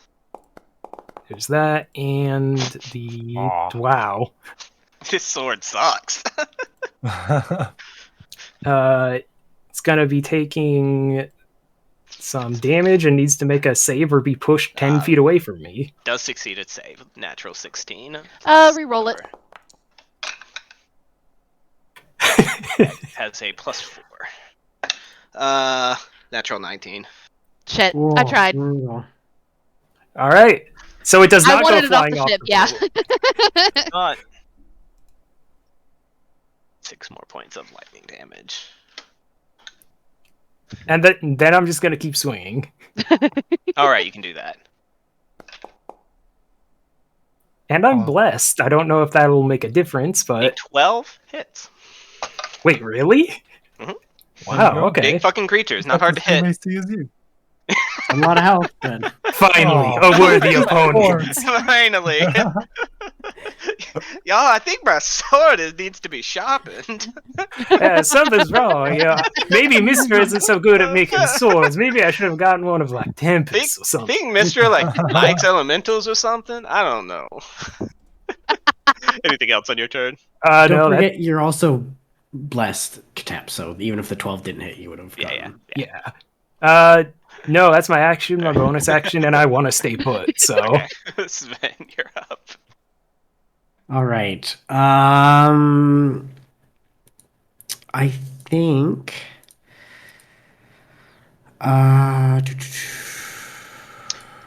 Quick aside, you don't have to stay. Like, bless, once it's cast, it lasts however far they go, right? Yeah. Yeah, I'm just yeah. trying to. I believe, yeah. Do I want to do this? Do. Do-do-do-do-do-do-do-do-do-do-do-do. No. Do-do-do-do-do-do-do-do. You know what? I think. Wait, hold on. How does this work again? How does this new spell work again? Study your turn. Must make a wisdom saving throw. For each card creature.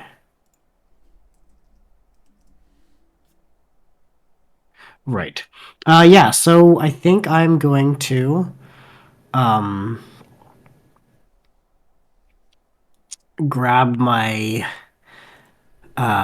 spear and just take a jab at the elemental. Okay. This is a spear with a twisted wood shaft and a almost claw-like spearhead for flavor, I guess. Sure. And just gonna take a jab at this guy AKA, right in it front looks of me. sick. Yeah, it looks dope as hell. Why can't I find the attack action? Here it is. Oof. 11 just misses. Just misses. And then as my bonus action, I will cast Warrior's Regret on this elemental. Okay. It doesn't say it's a concentration. It doesn't say It it. is, yeah. Bless is, yeah. Bless is. This is not, though. Yeah, Warrior's Regret isn't. So it has to make a Wisdom save. Nope, accidentally rolled damage. Accidentally clicked damage. I was trying to expand it. There it goes. Alright, the start of your next Technically, at the start of its turn, it takes the damage. Okay. So nothing now. Yep, with anything my else you need? attack, and I think he'll just stand his ground. Alrighty. Right, this one over here is going to roll real quick. Odd number, it's going to attack Orin. Even number, it's going to some people. Odd number, it attacks Orin. Is that what I said? Yeah, it attacks Orin. Yeah. Alright, 2 slam attacks against Orin. Elementals. It's just kind of, angrily, like it crashes up against the door. There's little splinters from the impact, the force of the impact. It's just going to try to bop your boy. That is an 18 on the first one and a 19 on the second attack. They both hit. All Definitely right. do. I have 12 armor class right now.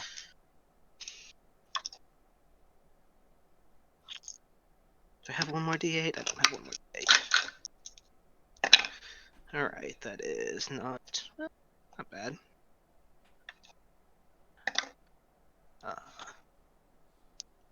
18 plus 8 is 27 on the 2 attacks total. Break it to me gently. Holy, that's half. Bam! Bam! Just these 2 big hits. That is half my health, yeah. Orin gets like a little bit lifted off from the impact of one of them, slammed back down. And it's going to, I think it can just, because it's made out of water, yeah, it's going to move slightly. It's going to just move up to here. And it is in your space, Orin. It is occupying the same space that you are. Okay, so I make that strength check. Nope. No, it is not whelming. It is just there. You could it's like you can feel the water like slightly, but you're not like pulled into it. But maybe he's saving you for later. Same thing with the other one. Roll. And it's either gonna attack Katep or do its water bullshit.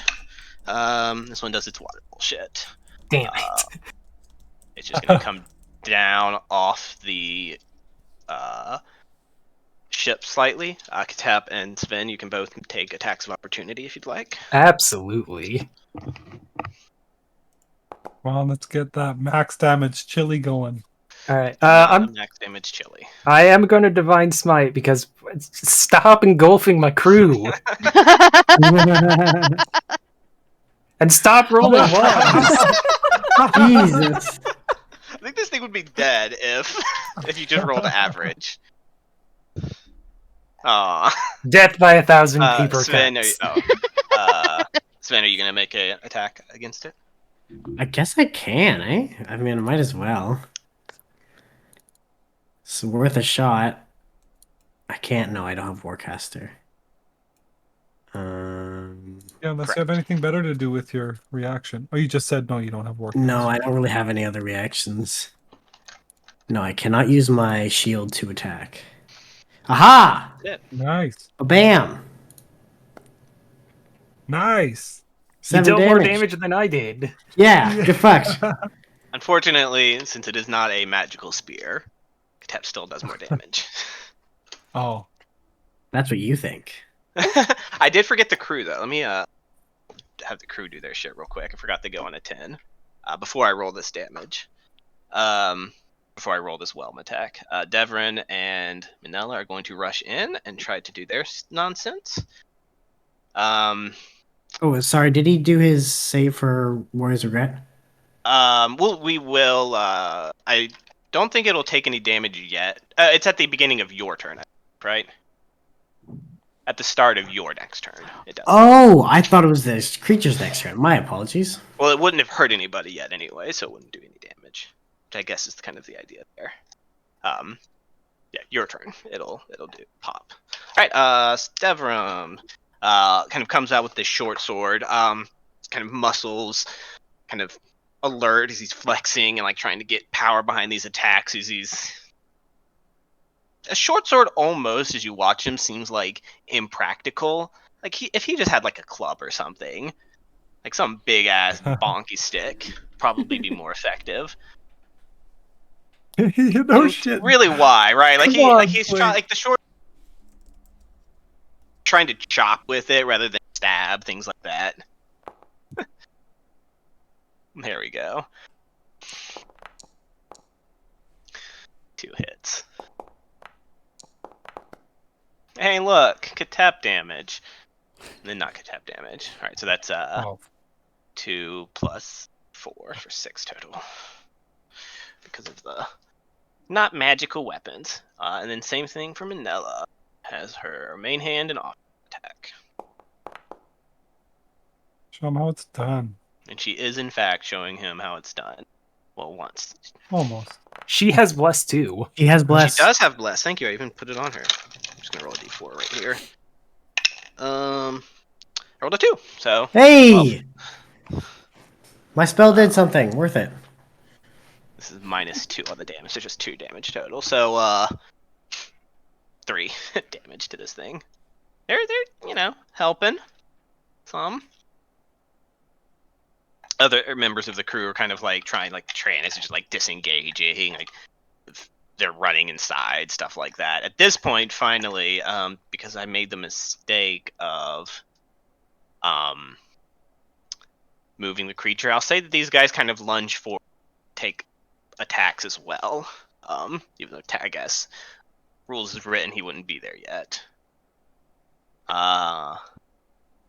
Sabas here just had like a maul, like he does have like the bashy stick. Is gonna go at hit. Oof. There we go. Splash the water away. Nella has a scimitar. Dude, this crew, man. Y'all fucking got him. And last guy has a... this is one of the gold dwarves. Mr. Warhorn here. Yeah, in the top right, you guys can't see these guys. Yeah. Guy on the right here is one of the gold dwarfs who's like rummaged around, kind of looking around where he was on the deck. He's got like a fucking battle axe tied down loosely. Grabbed it and now just gonna go try to chop this guy with the battle axe. This got real good. Should be at versatile. How do I roll versatile? Nope, that's with advantage. Whatever. 16 still hit. still hits. Heck yeah.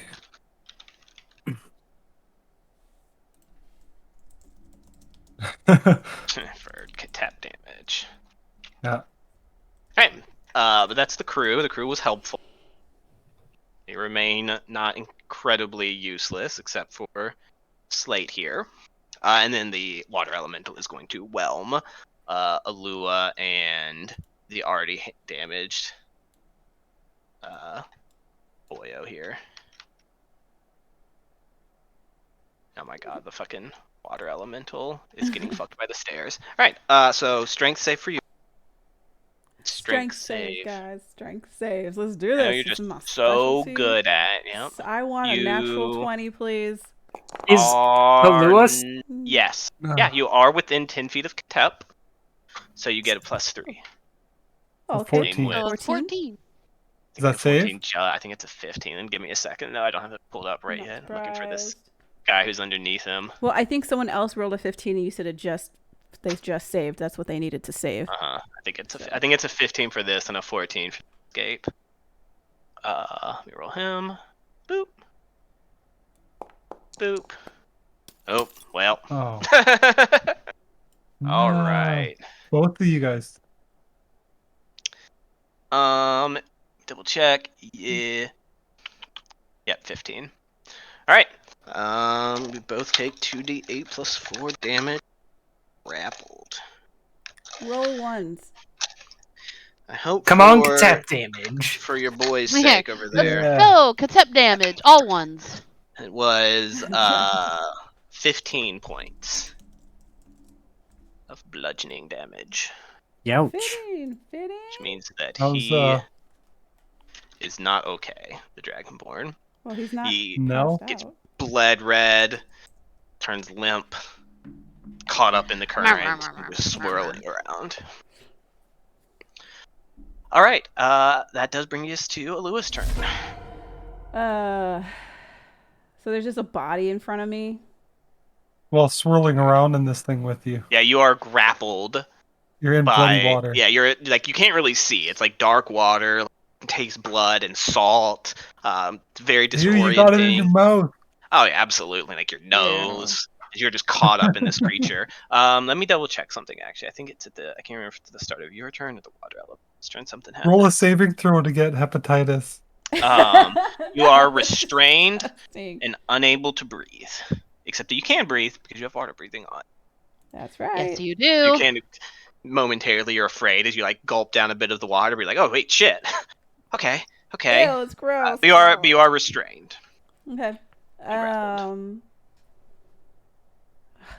Well, she has her rapier that she pulled out, but then she doesn't know where this.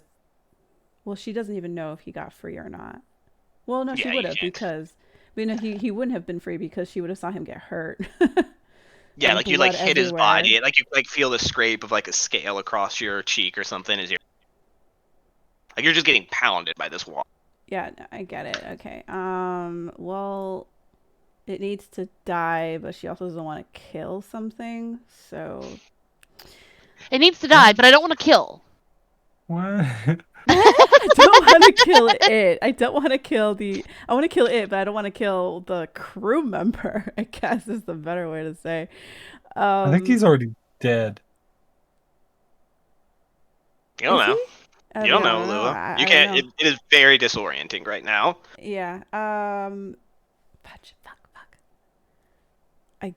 Shit. I guess she will magic. Okay, because she's gonna magic missile, but like look down to reduce the amount of if to not hit the person.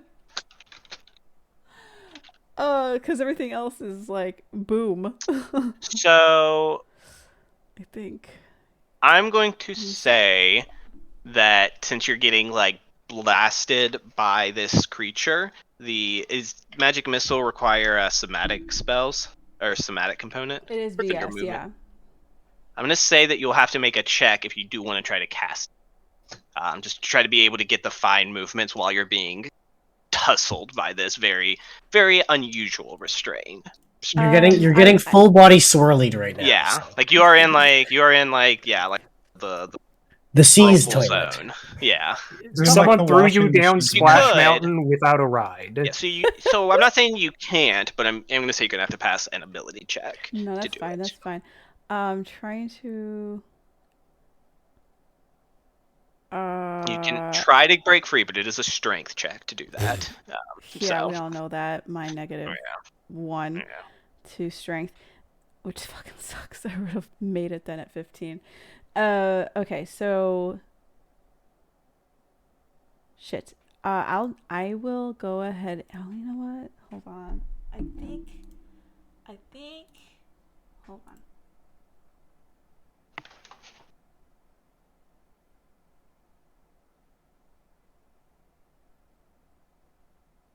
Can elementals hear? Can they hear? Would I know that? I don't think so. They Elementals don't. aren't entirely your breadth of experience, and you're very, very. Right now is it's not the time to be pondering that per se, No, as you're you're being right. swirled.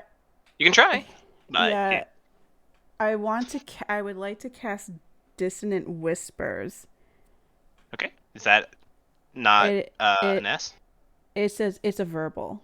Okay, then yeah, there's no issues. Since you have water breathing, you can. If you didn't have water breathing, I'd say that you can't. Yeah, that makes sense. But there you go. All right, I will. See, I'm gonna waste a spell here. Maybe. Hold on. I can hear. I need to do a wisdom saving throw. Okay. Natural 16 plus 0 No. just succeeds. Kind of feel like a shudder go through it. Does anything happen on?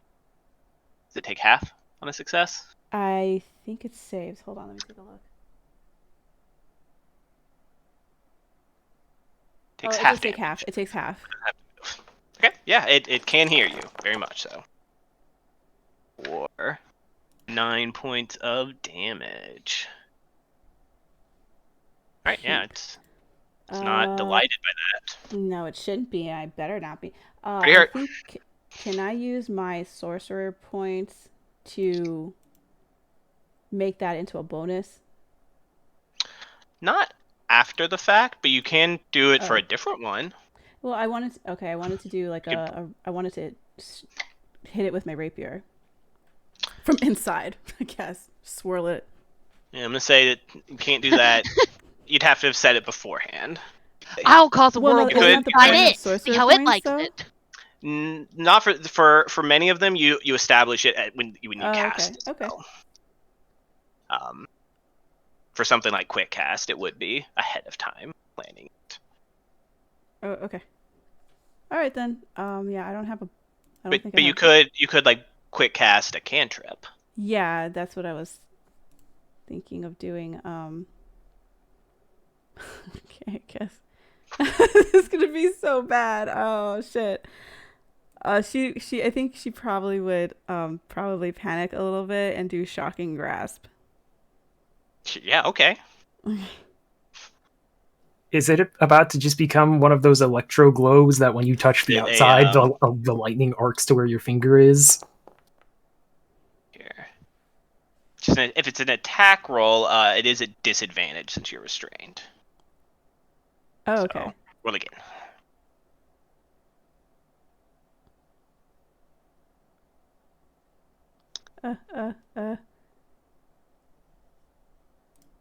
You should be able to just okay, that works too. Oh, well, 15. That works. Yeah, both hit. Do go ahead though and make a I'll say quick casted it. It kind of negates the trouble of like the having to get the somatic point down just right. So yeah, so it hits. 15 hits. Oh, whoa. For 7 points of damage. You could have finished him off, but you don't quite. Or very high. Yeah, so the lightning just kind of jolts it for the moment and kind of hurts it. Doesn't have any maybe further effect, but it does hurt him. And this creature is, again, like you can see from the outside the difficulty it has maintaining its form. Like is like forming and crashing down constantly. Blue is still trapped inside. Definitely a globe going on in the inside of this thing. It's like red and blue and purple. It's weird. Yeah, the red's from the blood. Yes, but exactly. Mora, you're up. All right. Mora's not an attacky person. However, I am going to cast Magic Missile, 1 at the extremely hurt one, 2 at the other one. Okay, for simplicity's sake, just roll 1d4 plus 1. Yeah, no, I was going Applied to. each time. I'm just taking the spell off, so gonna bloop bloop. Ignore that. I forgot it auto does it.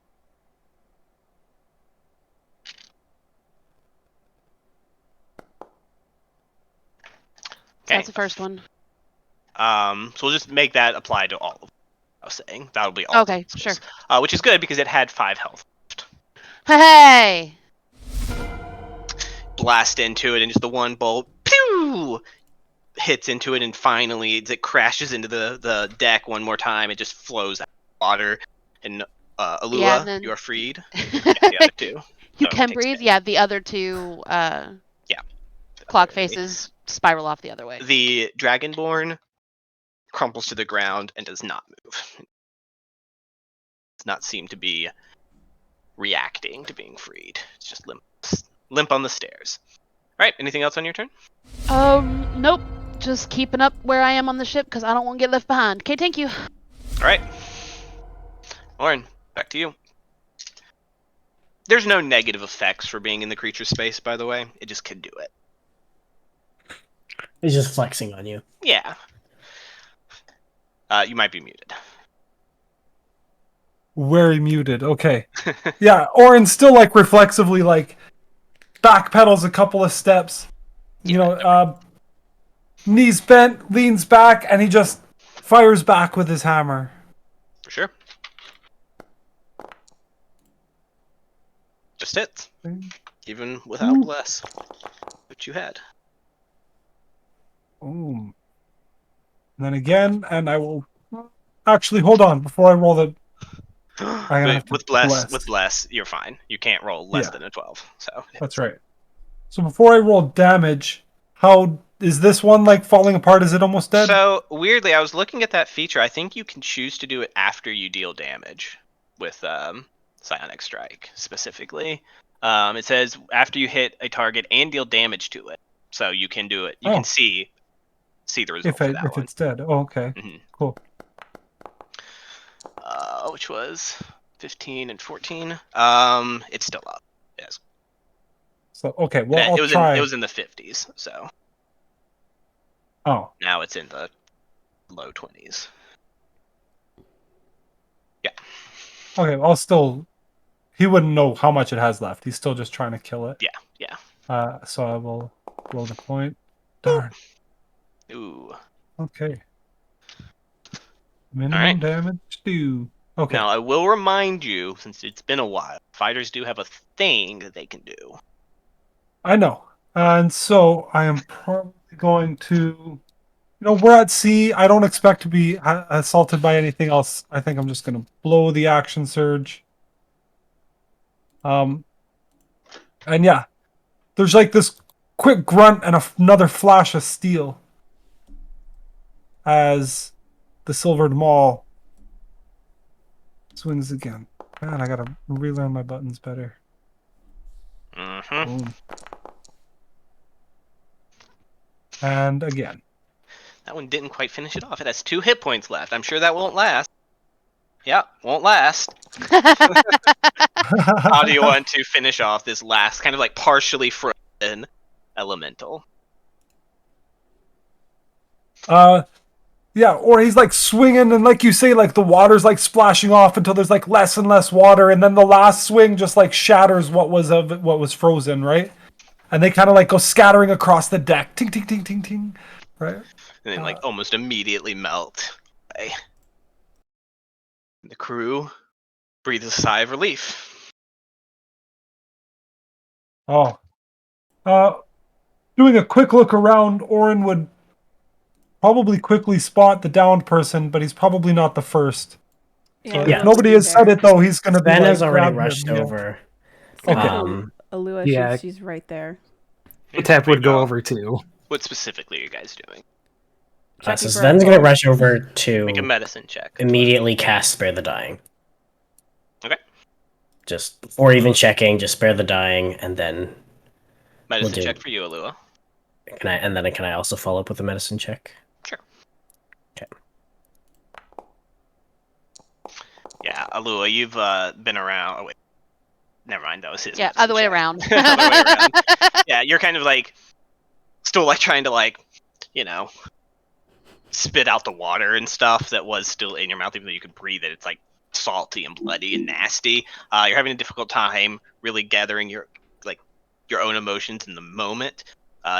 Shadow kind of falls over you as this big Goliath steps over, leans in, kind of touches a hand to the Dragonborn, the golden scales with this big, huge fella, but he is dead. Our first casualty. Life has fled from him. All right. I think Orin will be part of a group that'll be like gathering around to see their fallen one. Yeah, this dwarf in the back, Hamatru, just goes, "Holy fuck, what was that?" Did we just lose our Mr. Gibbs? No. Mr. Gibbs is Andrash. Okay, good. Yeah. This He's the one you guy saved shoved Mr. inside. Gibbs. He helped. He saved him. He pulled him out. I have a diamond. no, yeah. Only if someone says Does so. he Kind of have moves up. a quick look over this downed Dragonborn? Does he have anything like a pendant we can keep to return to his family, or Make an anything? investigation check.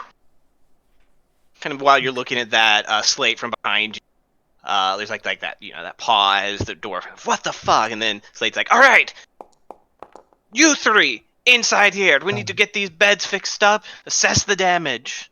Nothing that you can find as you pat him over. Fairly plain outfit. Just a kind of prototypical sailor garb. As you kind of like pull down like the shirt a little bit, trying to see if there's chains or anything, you do catch a strange like marking, a tattoo on like the back of his shoulder.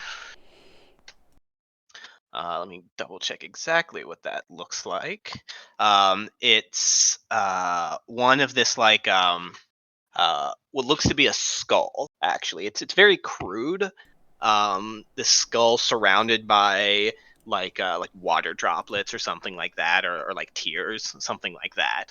You can make a religion check to try to identify this symbol.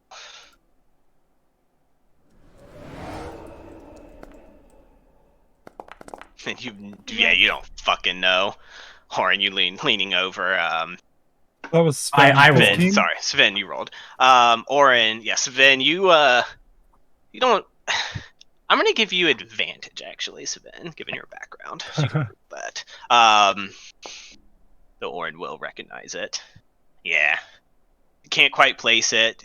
Something from years long past kind of tugs at your brain. Oren, you actually recognize this as the symbol of the Lord of Murder, Ball. Oh, A okay. very evil god. Oh, Yeah. so I don't feel as bad anymore. It's kind of. It's in Katep's head. Oren's voice in Katep's head.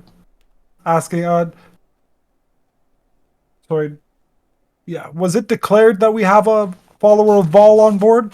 But he won't make a show of it. No. Instead, openly, Oren will say, get him wrapped, we'll deal with this after, before turning to the crew. And like, good work, everybody. I like your hustle. You three, you showed up at the end, but, a step sooner would have been great. Make a charisma check. With advantage though, because he just like whacked something off the boat. And you get Very possibly, maybe, but with disadvantage for the end there. Do you see what's not? As we enter in the first hazard resolution, that's one failure.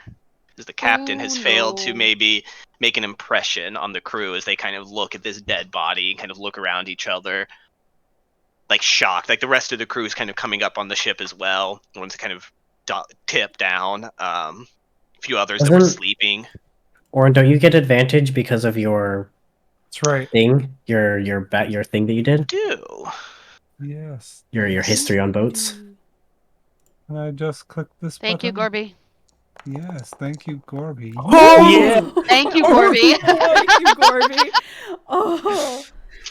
We'll say, for flavor here, to keep everything rolling, there's kind of that like moment as the crew's kind of just looking at this, kind of a little bit unsure. At which point, Manella over here kind of comes moving over, and grabs Oren's like wrist, kind of holds it up in the air. Is like, "Holy shit, that was amazing! 3 cheers for the captain!" Kind of thing, and like the crew's like, "Yeah!" And, like realizing that you did, the group, but certainly Oren was in the thick of things as the one who traded blows with it. Kind of give like a cheer, like, "All right, yeah," and then kind of begin to disperse slightly to go ahead and begin the aftermath of this. However, in the aftermath, you do kind of begin to see some of them like whispering to each other, kind of looking around, looking at the horizon of this like, cloudy, gloomy environment. And it's easy to think that like these sailors, as superstitious as they are, might still be a bit troubled by the events and what might be an ill omen. So that's one success, as it turns out, on the hazard result. In the aftermath, anything you guys are doing specifically? Any individual work?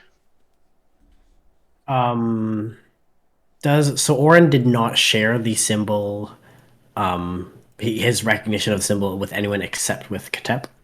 Well, Correct. And no, this certainly worship of Baal is outlawed.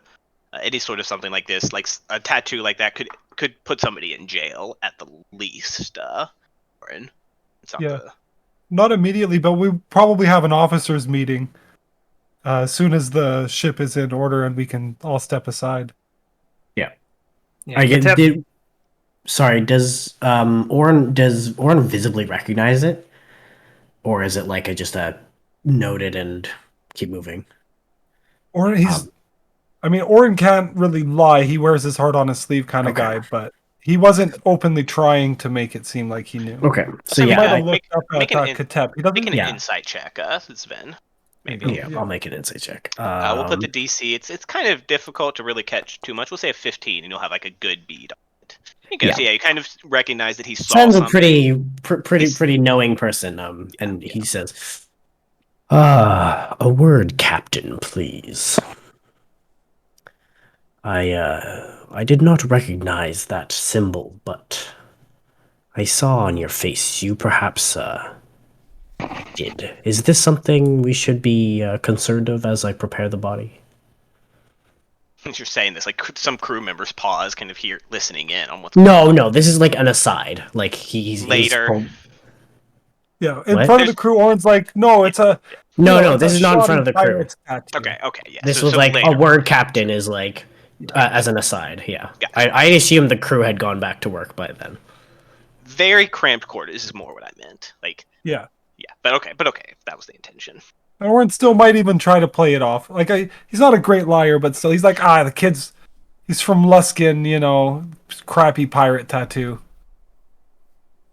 I don't even think he's from. I think it's wrong know. crewman. But anyway, You don't know. He might be. Yeah, But you yeah, see this definitely- Goliath like narrows his eyes, like suspecting or not like suspiciously knowing that you may be hiding something from him, but we'll talk later, I think. Oh shit. Yeah, I don't have of Pano course. on here. I know But Orin would kind of have like nodded to Sven, like yeah, we'll get to that in a minute. Orin, he might step aside to like give like let Manella know she would perform good, like, and he noticed it, right, with a couple of words, and kind of make sure Slate's okay. He was in that room all by himself, but as he's doing it, kind of collect the officers, let them know to meet up in a bit. That's what he's doing. As you're kind of going through with that, Courtney Chesswright, the cook, kind of bustles out and is like, all right. You two were up for meal next. Get in here. Terrible thing. Dangerous, but we'll make it. We've got a good crew. The heroes of the Argent Oak, don't you know? And Courtney, over the next few hours, is going to try extra hard to make sure the meals are good. As the cook makes the next check for this. If somebody wants to roll a d20, they're adding a +4 to it. Oh, where was this There in we go. combat? Yeah, right. So over these next hours, like the group, the party will recognize that Courtney's really going like a step beyond, like, having a few words. You gather that this Torch, as he was known, as people maybe couldn't pronounce his last name, wasn't necessarily well known. He was a bit of a loner, but she's kind of going around talking people up, making sure people aren't getting too down on the expedition. Is with that. It was 2 nat 20s. I'll say that's the hazard resolves. I guess we'll have one more check to see if it's a full success. But it's definitely going to be a positive. It's not going to be a downer encounter. Yeah. Mora, Alua, either of y'all doing anything of note in the aftermath? Yeah, I think because she's not really too injured. 15 or whatever points it was, 15 points didn't really hit her that hard. But knowing that other people may have either been hurt or shaken or shook or whatever, she will make sure that she kind of does a round of emotional support, and kind of I'll say that you fall in tend line with to. Flood, Okay, who's yeah. is the surgeon. That's his role. But he kind of like, gives you a nod. It's like, thanks. That was crazy. Sorry I didn't get up here in time. I'm not really sure what I could do. Asticia. Hope this isn't a sign that Asticia's angry. But, well, he's not the lord of all elementals, is he? Well, I think you're actually quite fortunate to not have been up here, because if you did come up here and you weren't able to do anything, that would be bad. Yeah, I mean, I'm not a fighter. Or stitch That's people up. And that's good. That's your role. That's who you are. That's admirable. Does the captain plan on committing the fall into Umberlee? I do believe so. I hope And it gives so. a nod. I can help oversee that. Yes, of course we would have They to look fix me. through the belongings. Maybe the Nelgrek. Maybe he had a will, or maybe a little emblem of where he preferred to go. Flood kind of gives a little, like, polite laugh. You won't find much of that among most sailors. Um, their life is the sea, and the boat they're on, and the crew they're with. Maybe, though. Maybe. Anyways, kind of pulls, Manella's like, hey, this fucking hurts. Like, alright, let's get down below deck. Calm emotions. Yeah, this fucking hurts. She reiterates. It's actually Manella specifically, like, she enjoyed the fight. She's the one who kind of went running in Mm-hmm. faster than anyone else. She's got a bit of a fighting spirit in her. Yeah, I She's think not she. too put off by this. Yeah, Alua would probably strike up a conversation of like, "That was really awesome," kind of deal. But yeah, that's what she would do, is this go around with Flood. Sure. Um, Before we get to this, the full the officers meeting here. Yeah, we'll just say Alua. Roll a d20. And add a 4 for the crew quality. The DC is Y'all. 9. Go for it. It's the crew's kind of contribution to this hazard. The crew will always have a role. No, I'm just saying when I roll. Yeah, I know. That's why I made you. Okay. There you go. Look at Yeah. that. So with 3 successes, the spirits are actually kind of brought up. These were 3 water elementals. Water elementals are scary things. One of them can wreck a ship entirely, but the heroes of the Argent Oak, not on their watch. The crew's quality goes up by 1 as a result of this encounter, up to 5. I got a little bit of first-hand experience. Yeah, and kind of like that night, there's probably a lot of telling stories that they picked up. Some of the Waterdavian natives that are on this boat, telling the stories of the dragon heist and things like that. Maybe take out a little bit of the extra wine, just a little bit, or rum, just a little bit. Well, we'll get to the captain's meeting. Or the not the kid, the crew, Yeah, you'd what have an to officers meeting. Damn it. talk to Sven about anything like. Right. Right. Sure she will. All right, but well done. We can go ahead and take a break there if we'd like. Yes, please. Yeah. Yep. Take a little 15-minute Need to break. get a drink. Get a drink. Get Perfect. some ice cream. Ice cream. Well, considering we only have like 45 minutes left. Ice cream. Ice cream. All right. 3, 2, 1. Be back soon. Bye. 15 minutes.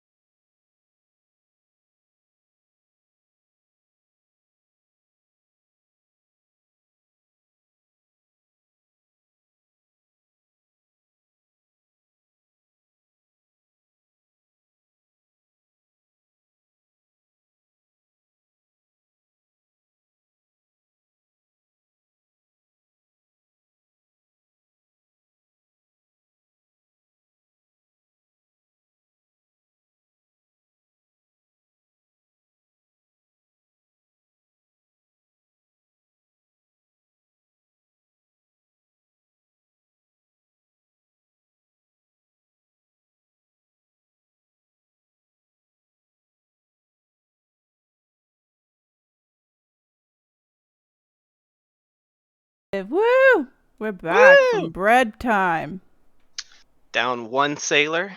That's why you have extras. Don't tell them that. We'll push forward to a few hours later. Once the kind of commotion and the repairs, these elementals, they weren't just breaking up people. Where they were, kind of like some of the logs have splintered, and Devram Slate has been busy going over the deck, making sure everything's intact, rechecking all the ropes, kind of rebuilding the beds a little bit, to what extent they can be. But later, as you guys are having a dinner, very bland. Like, Courtney's good at what she does, but there's only so much she can do. It's not like a fancy meal. It's like bad in food in Waterdeep, but it's something. You haven't been out on the ship on the ocean quite long enough to where it's like, man, this is so fun. But several of y'all know that point will come this journey. You guys can have this officers discussion. I would assume Mora, Alua are there as well. Hi. Is Joyce there? Joyce is like wicked smart, so I think they would invite Joyce. Yeah, and we trust her. Yeah. She's part of the inn crew. She's our stand-in Blackstaff. No pressure. What did Orin want to discuss? All right. I think, first of all, I think he will have Hadalua or something like sketch up that quick tattoo because I didn't want to have the body in here, right? And just like put the slip out there and ask like, does everybody here know what this symbol is? I am not familiar, Captain. Would Mora have any idea? You can roll a religion check. Katep's actually trained in that. He's just not very intelligent. That's exactly what. Sven. Have Zandrash make a roll as well. Proficient, just not smart. Yeah, the both of you certainly do recognize the symbol of the Lord of Murder. Lua, it's like, oh, you recognize that it's an evil god. And I think Sven, you would as well. But it's just been so, like, it's been a while since you've like gone back through that list. You can't pin down which one. It's been a while since he's looked at a book on. It's been a while. Right. Same for you, Alua, but the rest of the officers, the four others, just kind of, looks like a ship's tattoo, to be honest. Zandrash even's like, I saw that on Torch. Yeah. What's it mean?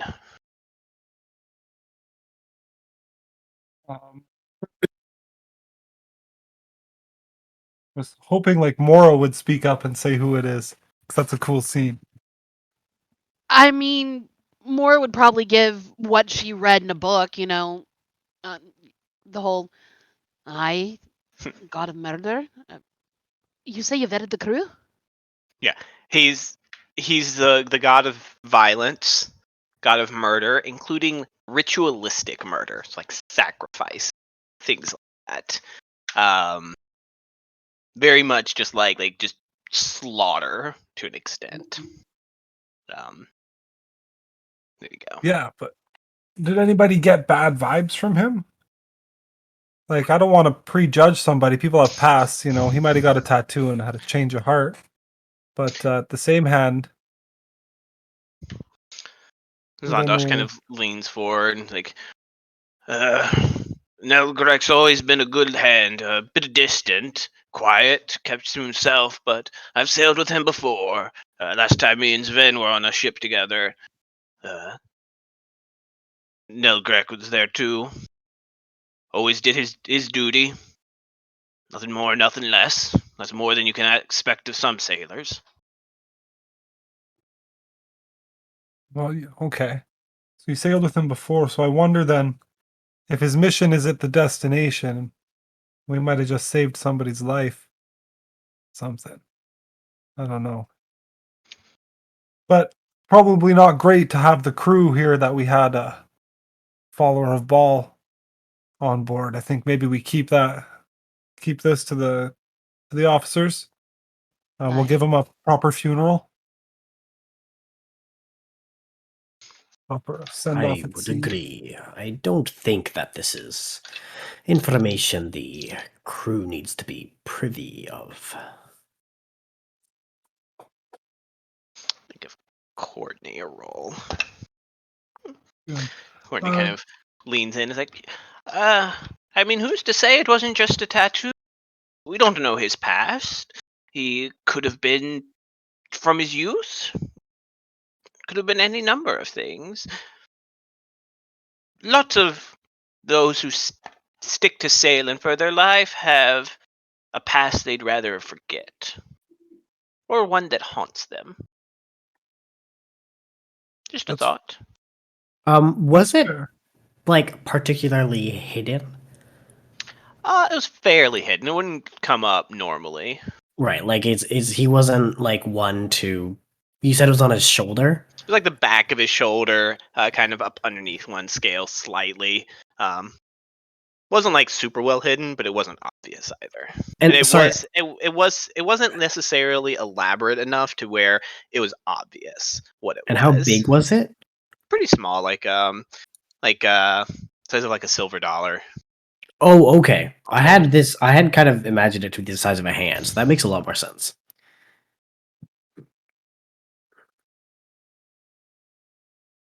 Good. Sven, you sailed with him before. You know anybody we could make a donation to in his name? Help make the crew feel better.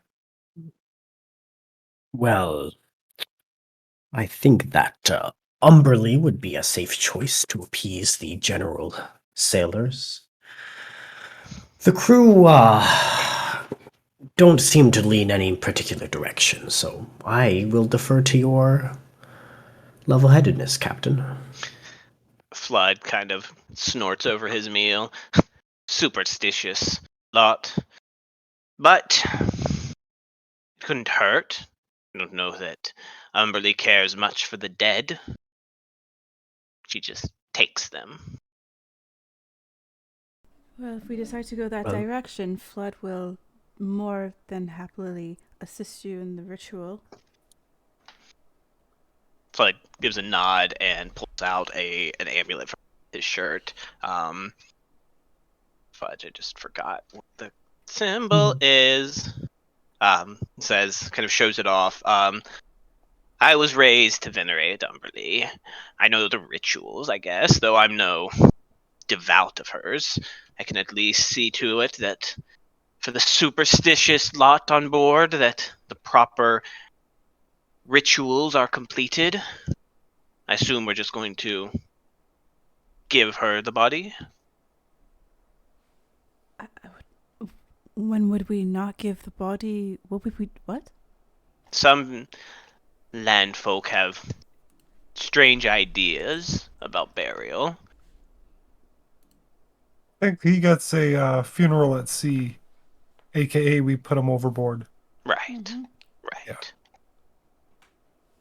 This donation, maybe we make some kind of like salt coin, like a purse, and anybody will, yeah. I don't know. Anyway, Could just pay the crew an extra gold. don't want to give them incentives to start knocking each other off in battle. At the end of the voyage.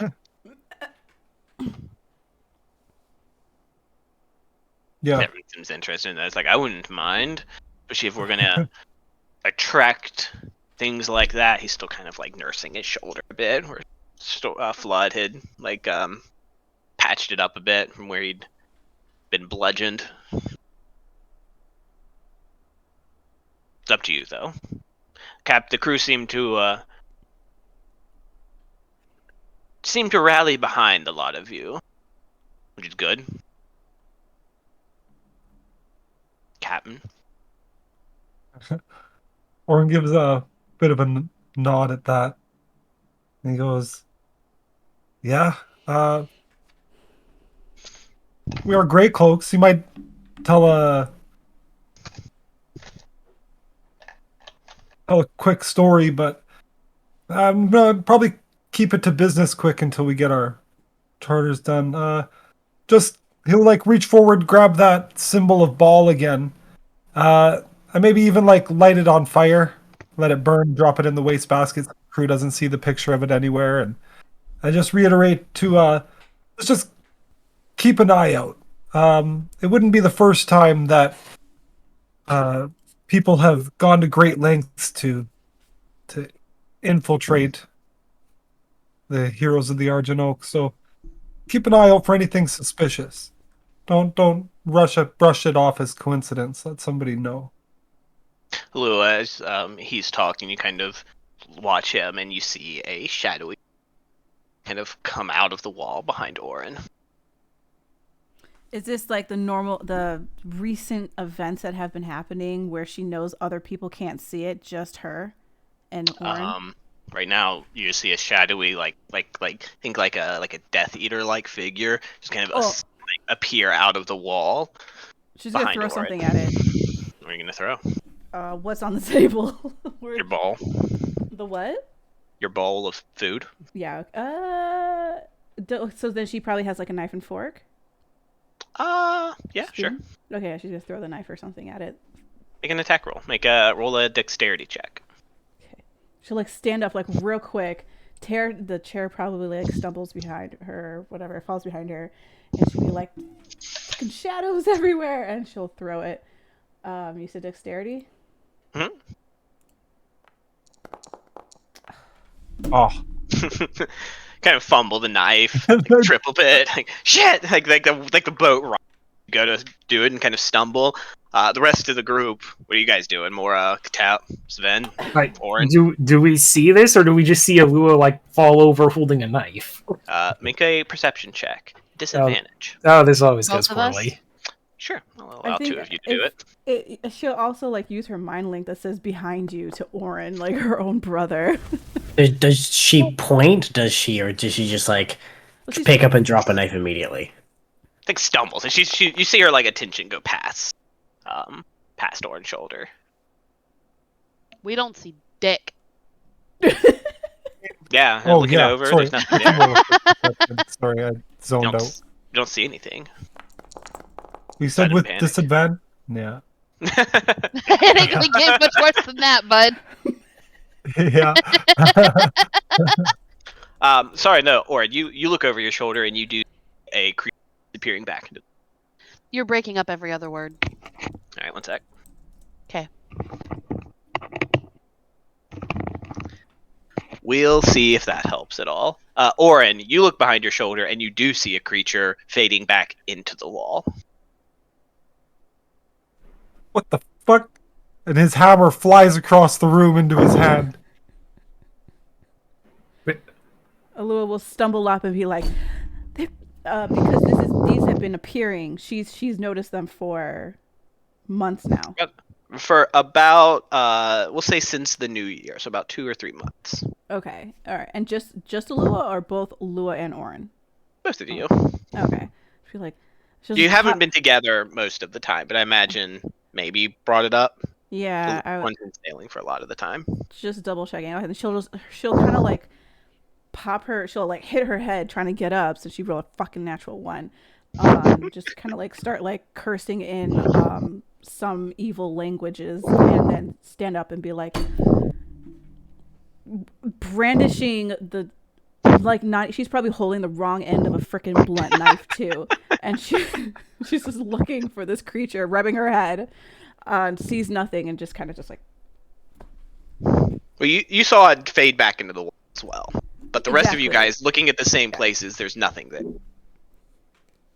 You been wanting to tell us what the hell is going on? Oh. Corey's like, Wishes. oh, I Wishes think it's playing his time practical for people to go to bed. We've had a very exciting day. She starts cleaning up the mess, like the, like taking the bowls. to like look at her brother, link to him again, and be like, "We really should talk about these things. No one else can see them, and it's really freaking me out. And I don't get freaked out very often, but they're creepy." Katep is looking at Oren, who just had his massive hammer fly across the room to his hand. Like Thor's like, you two want to tell us what that was about? It was. You didn't see that? It's got to have been wishes. He's just playing a joke, or in like, kind of brushes it off, but gives Katep a look like he'll say it in a minute when we have the room to the heroes. And he'll it's a joke. Yeah, sure. Deception check for you. I want to see this. Hey, go ahead, 25 beat to beat. Go ahead and beat that 25 there. Mr. Oren? -1. Yeah, he can't beat it. You pick I up know that he there's can't, that's- something. Yeah. Sven is suspicious. Yeah. Van is suspicious. Van is suspicious. Super sus. Oh, sorry. What was the roll for me? You want me can't. to You can't beat deception? him. I don't think you can beat a 25. Yeah. You can roll a 19. Yeah. Sven knows what's up. This ain't his first rodeo. Yeah. The rest of the crew though does Flood, Slate, and Zondosh, and Courtney all do kind of begin to have their leaves. Like they don't rush out by any means, but they do finish up their meals and excuse themselves for sure, to go sleep, or one of them will be on night watch. All right. Yeah, when it's just the heroes, I think Oren will look at Alua. Are you going to? Is Sven privy to this? Unless he's explicitly invited, he's effectively still an officer, so. I think. Sven, Just- hold back a moment. You some of the spells you cast. Morris, an older friend of ours back in Waterdeep, he casts some similar stuff. What's your where is you training? What are you trained in? What class are you? Super blunt. Well, I grew up a crusader of sorts, a mercenary, pirate you might call it. But in my elderly years, as I've aged, I tend towards the clerical of magics. I have put my days of violence towards others behind me. Oh, thank Of goodness. course. I think we're haunted. Haunted, you say? Yes. Also, by the way, your fighting skills, healing skills, fantastic. Thank you so much.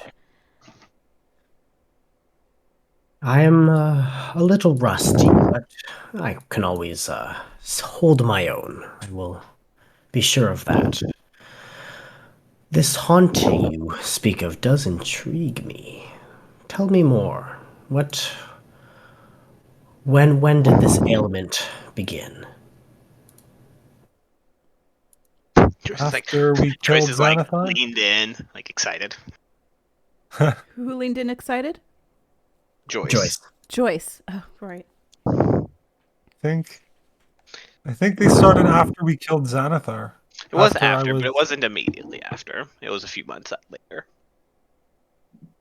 After I got saved from being petrified, turned to Ruby. I think I'll probably just do a quick lowdown of our deeds, I suppose, and then Alua then will follow up with the I've been seeing them since after the new year, and no one else can see them. I'll just turn around, something will be there, and then it'll vanish, and it'll go down an alley, and it's super creepy. I mean, ugh. They're always like, I don't think I've ever seen it so close, though. Oren, it was right behind you. Right there. Excuse me for prying. Lua and Captain, do you have some sort of link that allows you both to see them? Are you connected in some way? I mean, we're twins. Ah, well, that might explain something of it. It's not just that. I mean, we're bonded. We can both do this. The last part he just said that was in Sven's head. That we can both do this. You see him like do the like closing one eye and scrunching up like half his face and be like, "Ooh, okay, that will take some adjusting, but Don't Oh. tell You don't anybody. ever, you don't ever really get used to it. Let me tell you right now. I grew up with it. I'm still not used to it. It's, to put you a little bit at ease, it's not we can't read your mind unless I give you this, and he might feel that quick spark in his mind that allows him to speak telepathically with me. okay, cool." So you're giving him the tutorial on how to do the mind link. Okay, cool. And so would Sven know about Xanathar and like Make a does history Xanathar check. mean anything to Sven? Make a history check. Being from Or like Abeloths and mind flares. history, and history. all that apparently I'm stuff. trained in history. Oh, that's Ooh, cool. look at Oh, this. 21. You So wise. spent a bit of time in Waterdeep, between ships, etc. Some amount of time, and you did hear, as it so turns out, a few of your with really wanting to celebrate, wanted to go see the famous Yawning Portal Tavern. You went up, and there was this story told by this like objectively he was really bad at it, but like he still was charged. It's like he knew, so it was good. This bard named Three Strings told the story of the heroes of the Argent Oak. Yeah, you got the rundown.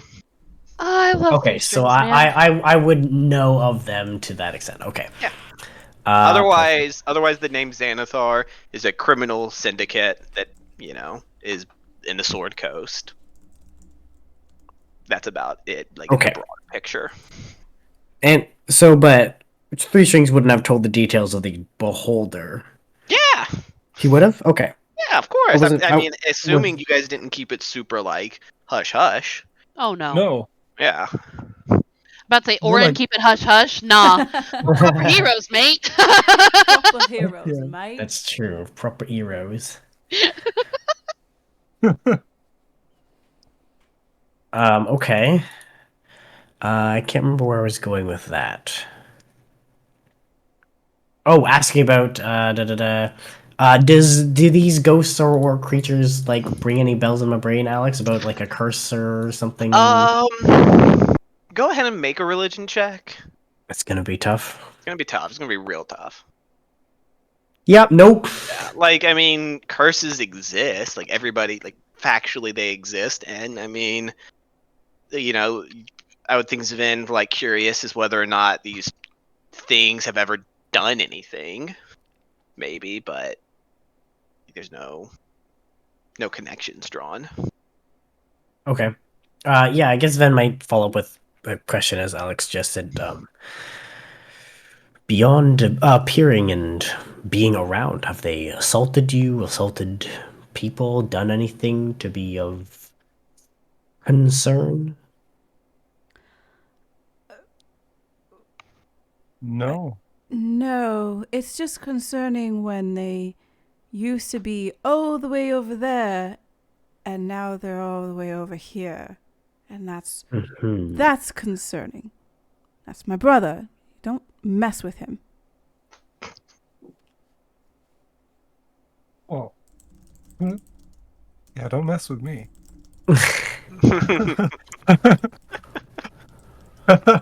Well, unfortunately, my expertise, this may be out of my bounds of my expertise. So I suppose all I can say is you would do well to be cautious of them, and Well, I that's a given. suppose do your best to track their patterns. This is unlike something I've heard before, so Do you want me to ask Vajra about it? Yes. Okay. It's a little bit late. Do it in the morning? In the morning? Yeah. Thank you. None of you guys, nobody else has been experiencing anything weird since we emerged from Skullport? I mean, there's a No. there's a religious order that thinks I'm either a doppelganger or enthralled by a doppelganger, but you all knew about that already. I'm sorry, what? Such choice. Oh, Whoopsies. It's just some group that decided to harass us, really, and mistook Katepa as a doppelganger because they're crazy. Sorry, you have a doppelganger? no. Well, if I do, I've never met them. His name is Jeff. Wait, you've met? I have a doppelganger? He's your twin, your long lost twin. He's your long lost twin. No, to my knowledge, I don't have a doppelganger. I'm not a doppelganger. And I don't know why this order got it in the head that I am, but I haven't done anything other than stand outside the house looking like creeps, so. You all are fascinating. You know that? Anyways. You have very different opinions of fascinating, lass. I mean, do we though? Alright. Kind of taps this the brooch of shielding that she has around her neck. Like, I'm a wizard too, kind of look. Right. Well, bedtime. I'm going to bed. Says Joyce. All right. Good night. Then I think we just finish with the funeral. Have a quick sending off of this. Sure. Unless anybody wants to roleplay that out, you can just gloss it over. Some of the crew watch vigils, a few kind of quiet chants are made. Flood leads like a call to Umberlee to, spare them her wrath. The ship Yeah. sails. I think Orin takes an empty rum jug and he puts a gold coin in there. And every time, if they ever lose, when they lose a sailor, and put a gold coin in this jug. And at the end of the journey, everybody gets a gold coin for however many people died. Just as a Right, thing. so we're just slaughtering the crew on the last day. I mean, we already got rid of the guy who worships Baal, so I That's mean, true, yeah. Yeah. Anybody else got hidden tattoos? Yeah. But kind of keep the jug, let it like float around. We know how much is in there, right? Nobody's gonna steal it, but it's like a reminder also for people to like, yeah, remember that we've lost crewmen. Sure. That night, the ship sails under empty sky as the moon is dark. New moon passes. And the next day comes. The weather disperses. It's clear sailing for several days. The ship falls into a rhythm as the crew guides the way along. There's some tense moments where ships are spotted on the horizon, especially twice crossing the Nalanther Islands, which are notorious for being filled with pirates. The crew, the Quicksilver cuts through the water swiftly, doesn't present an opportunity to be captured or accosted by any hostile ships. Days begin to pass, somewhat blurring together for some, I'm sure. There's small incidents here and there, but nothing that requires a lot of anything drastic. Like the gnome couple, the two female gnomes, at one point getting like a very loud shouting match and have to be separated, and Take it to couples counseling. yeah, things Calm like emotions. that. They come to Alua. Yeah, that's just couples counseling. It's really fast. Zandrosh recommends they be put in the brig as an example. since they can't disrupting the ship is a pretty serious deal. At one point, Wishes managed to tie the Kick's cat to the mast by its tail. Jesus. Oh, And Alua, Alua is not. She does not abide by animal cruelty. That is definitely a little bit of a talking to of moral standing. I do need you to make a. I'm having a wishes hazard. Okay. It's just roll a dice. If it's odds, the crew likes wishes. If it's evens, the crew doesn't. Just a Any D20. dice, any sort of dice. What has better odds, guys? They're all the same. They're all equal. I know. No, wait, roll your Ah, fuck. D7. Oh, my No, D7. odds like, right? Is that Yeah, good? that's Yeah. what you said. Okay, so the crew okay. Lucky, Wishes does lucky not number 7. Wishes does not pull down the quality of the crew with his antics. They kind of start like most of them think it's hilarious, especially somehow somewhere Wishes learned like a lot of very dirty jokes. Of And course. is going around like telling them to people, especially at night. Like he likes to go up to the crow's nest, which like the people up there, like since it's quick, it's not a like person that they have to chat to. They don't mind as much. He's like he becomes a bit of a mask of the ship. Even Mascot. most of the people think it's pretty funny when the lazy cat gets tied to the mast, even though you tell Wishes off. And I mean, they probably like, yeah, okay, that it was funny, but kind of fucked up. It's not it's until the by his tail part. yeah. Right. On the 10th day, very early morning, before the sun has really crested the horizon, it's still glowing, it's light out, but Oren, you are shaken awake by Zondrash, kind of leaning in. It was his turn to take a night watch, and he just growls out, Captain, you're needed on deck. There's merfolk. That's where we'll end the session. Ooh. Merfolk? Oh, So excited. okay. Ready to get more folked. And get merfolked. More folked up. That's Oh. pretty good. And I'm just waking up, so it's like that short period of time before Mora's given me water breathing. We are Ruh-roh. coming up on that day, yeah. All right, awesome. Great first Great. episode. Yeah, great. Woo! Back into the swing of things. Yes. Good I'm stuff. shocked y'all only lost one crew member from that. I'm not shocked because So we're am heroes. I. Let's say it could have been way worse. Way Proper worse. heroes, mate. They could have just started hitting the crew members for 17 damage instead of me or Warren. Just Yeah. wait till it's something more intelligent. Okay. Don't do this. Oh no. It's gonna happen. All right. Have a good night, audience, and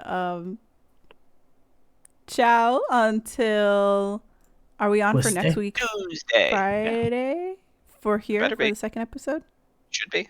All right, sweet. So we will be back on for episode or session 2 of Ghosts of Saltmarsh. Yeah, I did it. Otherwise, we will stay tuned for on next week Tuesday, which is Odyssey of the Dragon Lords at I believe 7 p.m. PST time, and that would be. Is it 6 PST. 6 PST. It's 6 p.m. PST. Sorry, 8 p.m. Central. Central time, 9 p.m. Eastern time. There F we go. time zones. We got there. Good night, y'all. Good Good night. night. All right.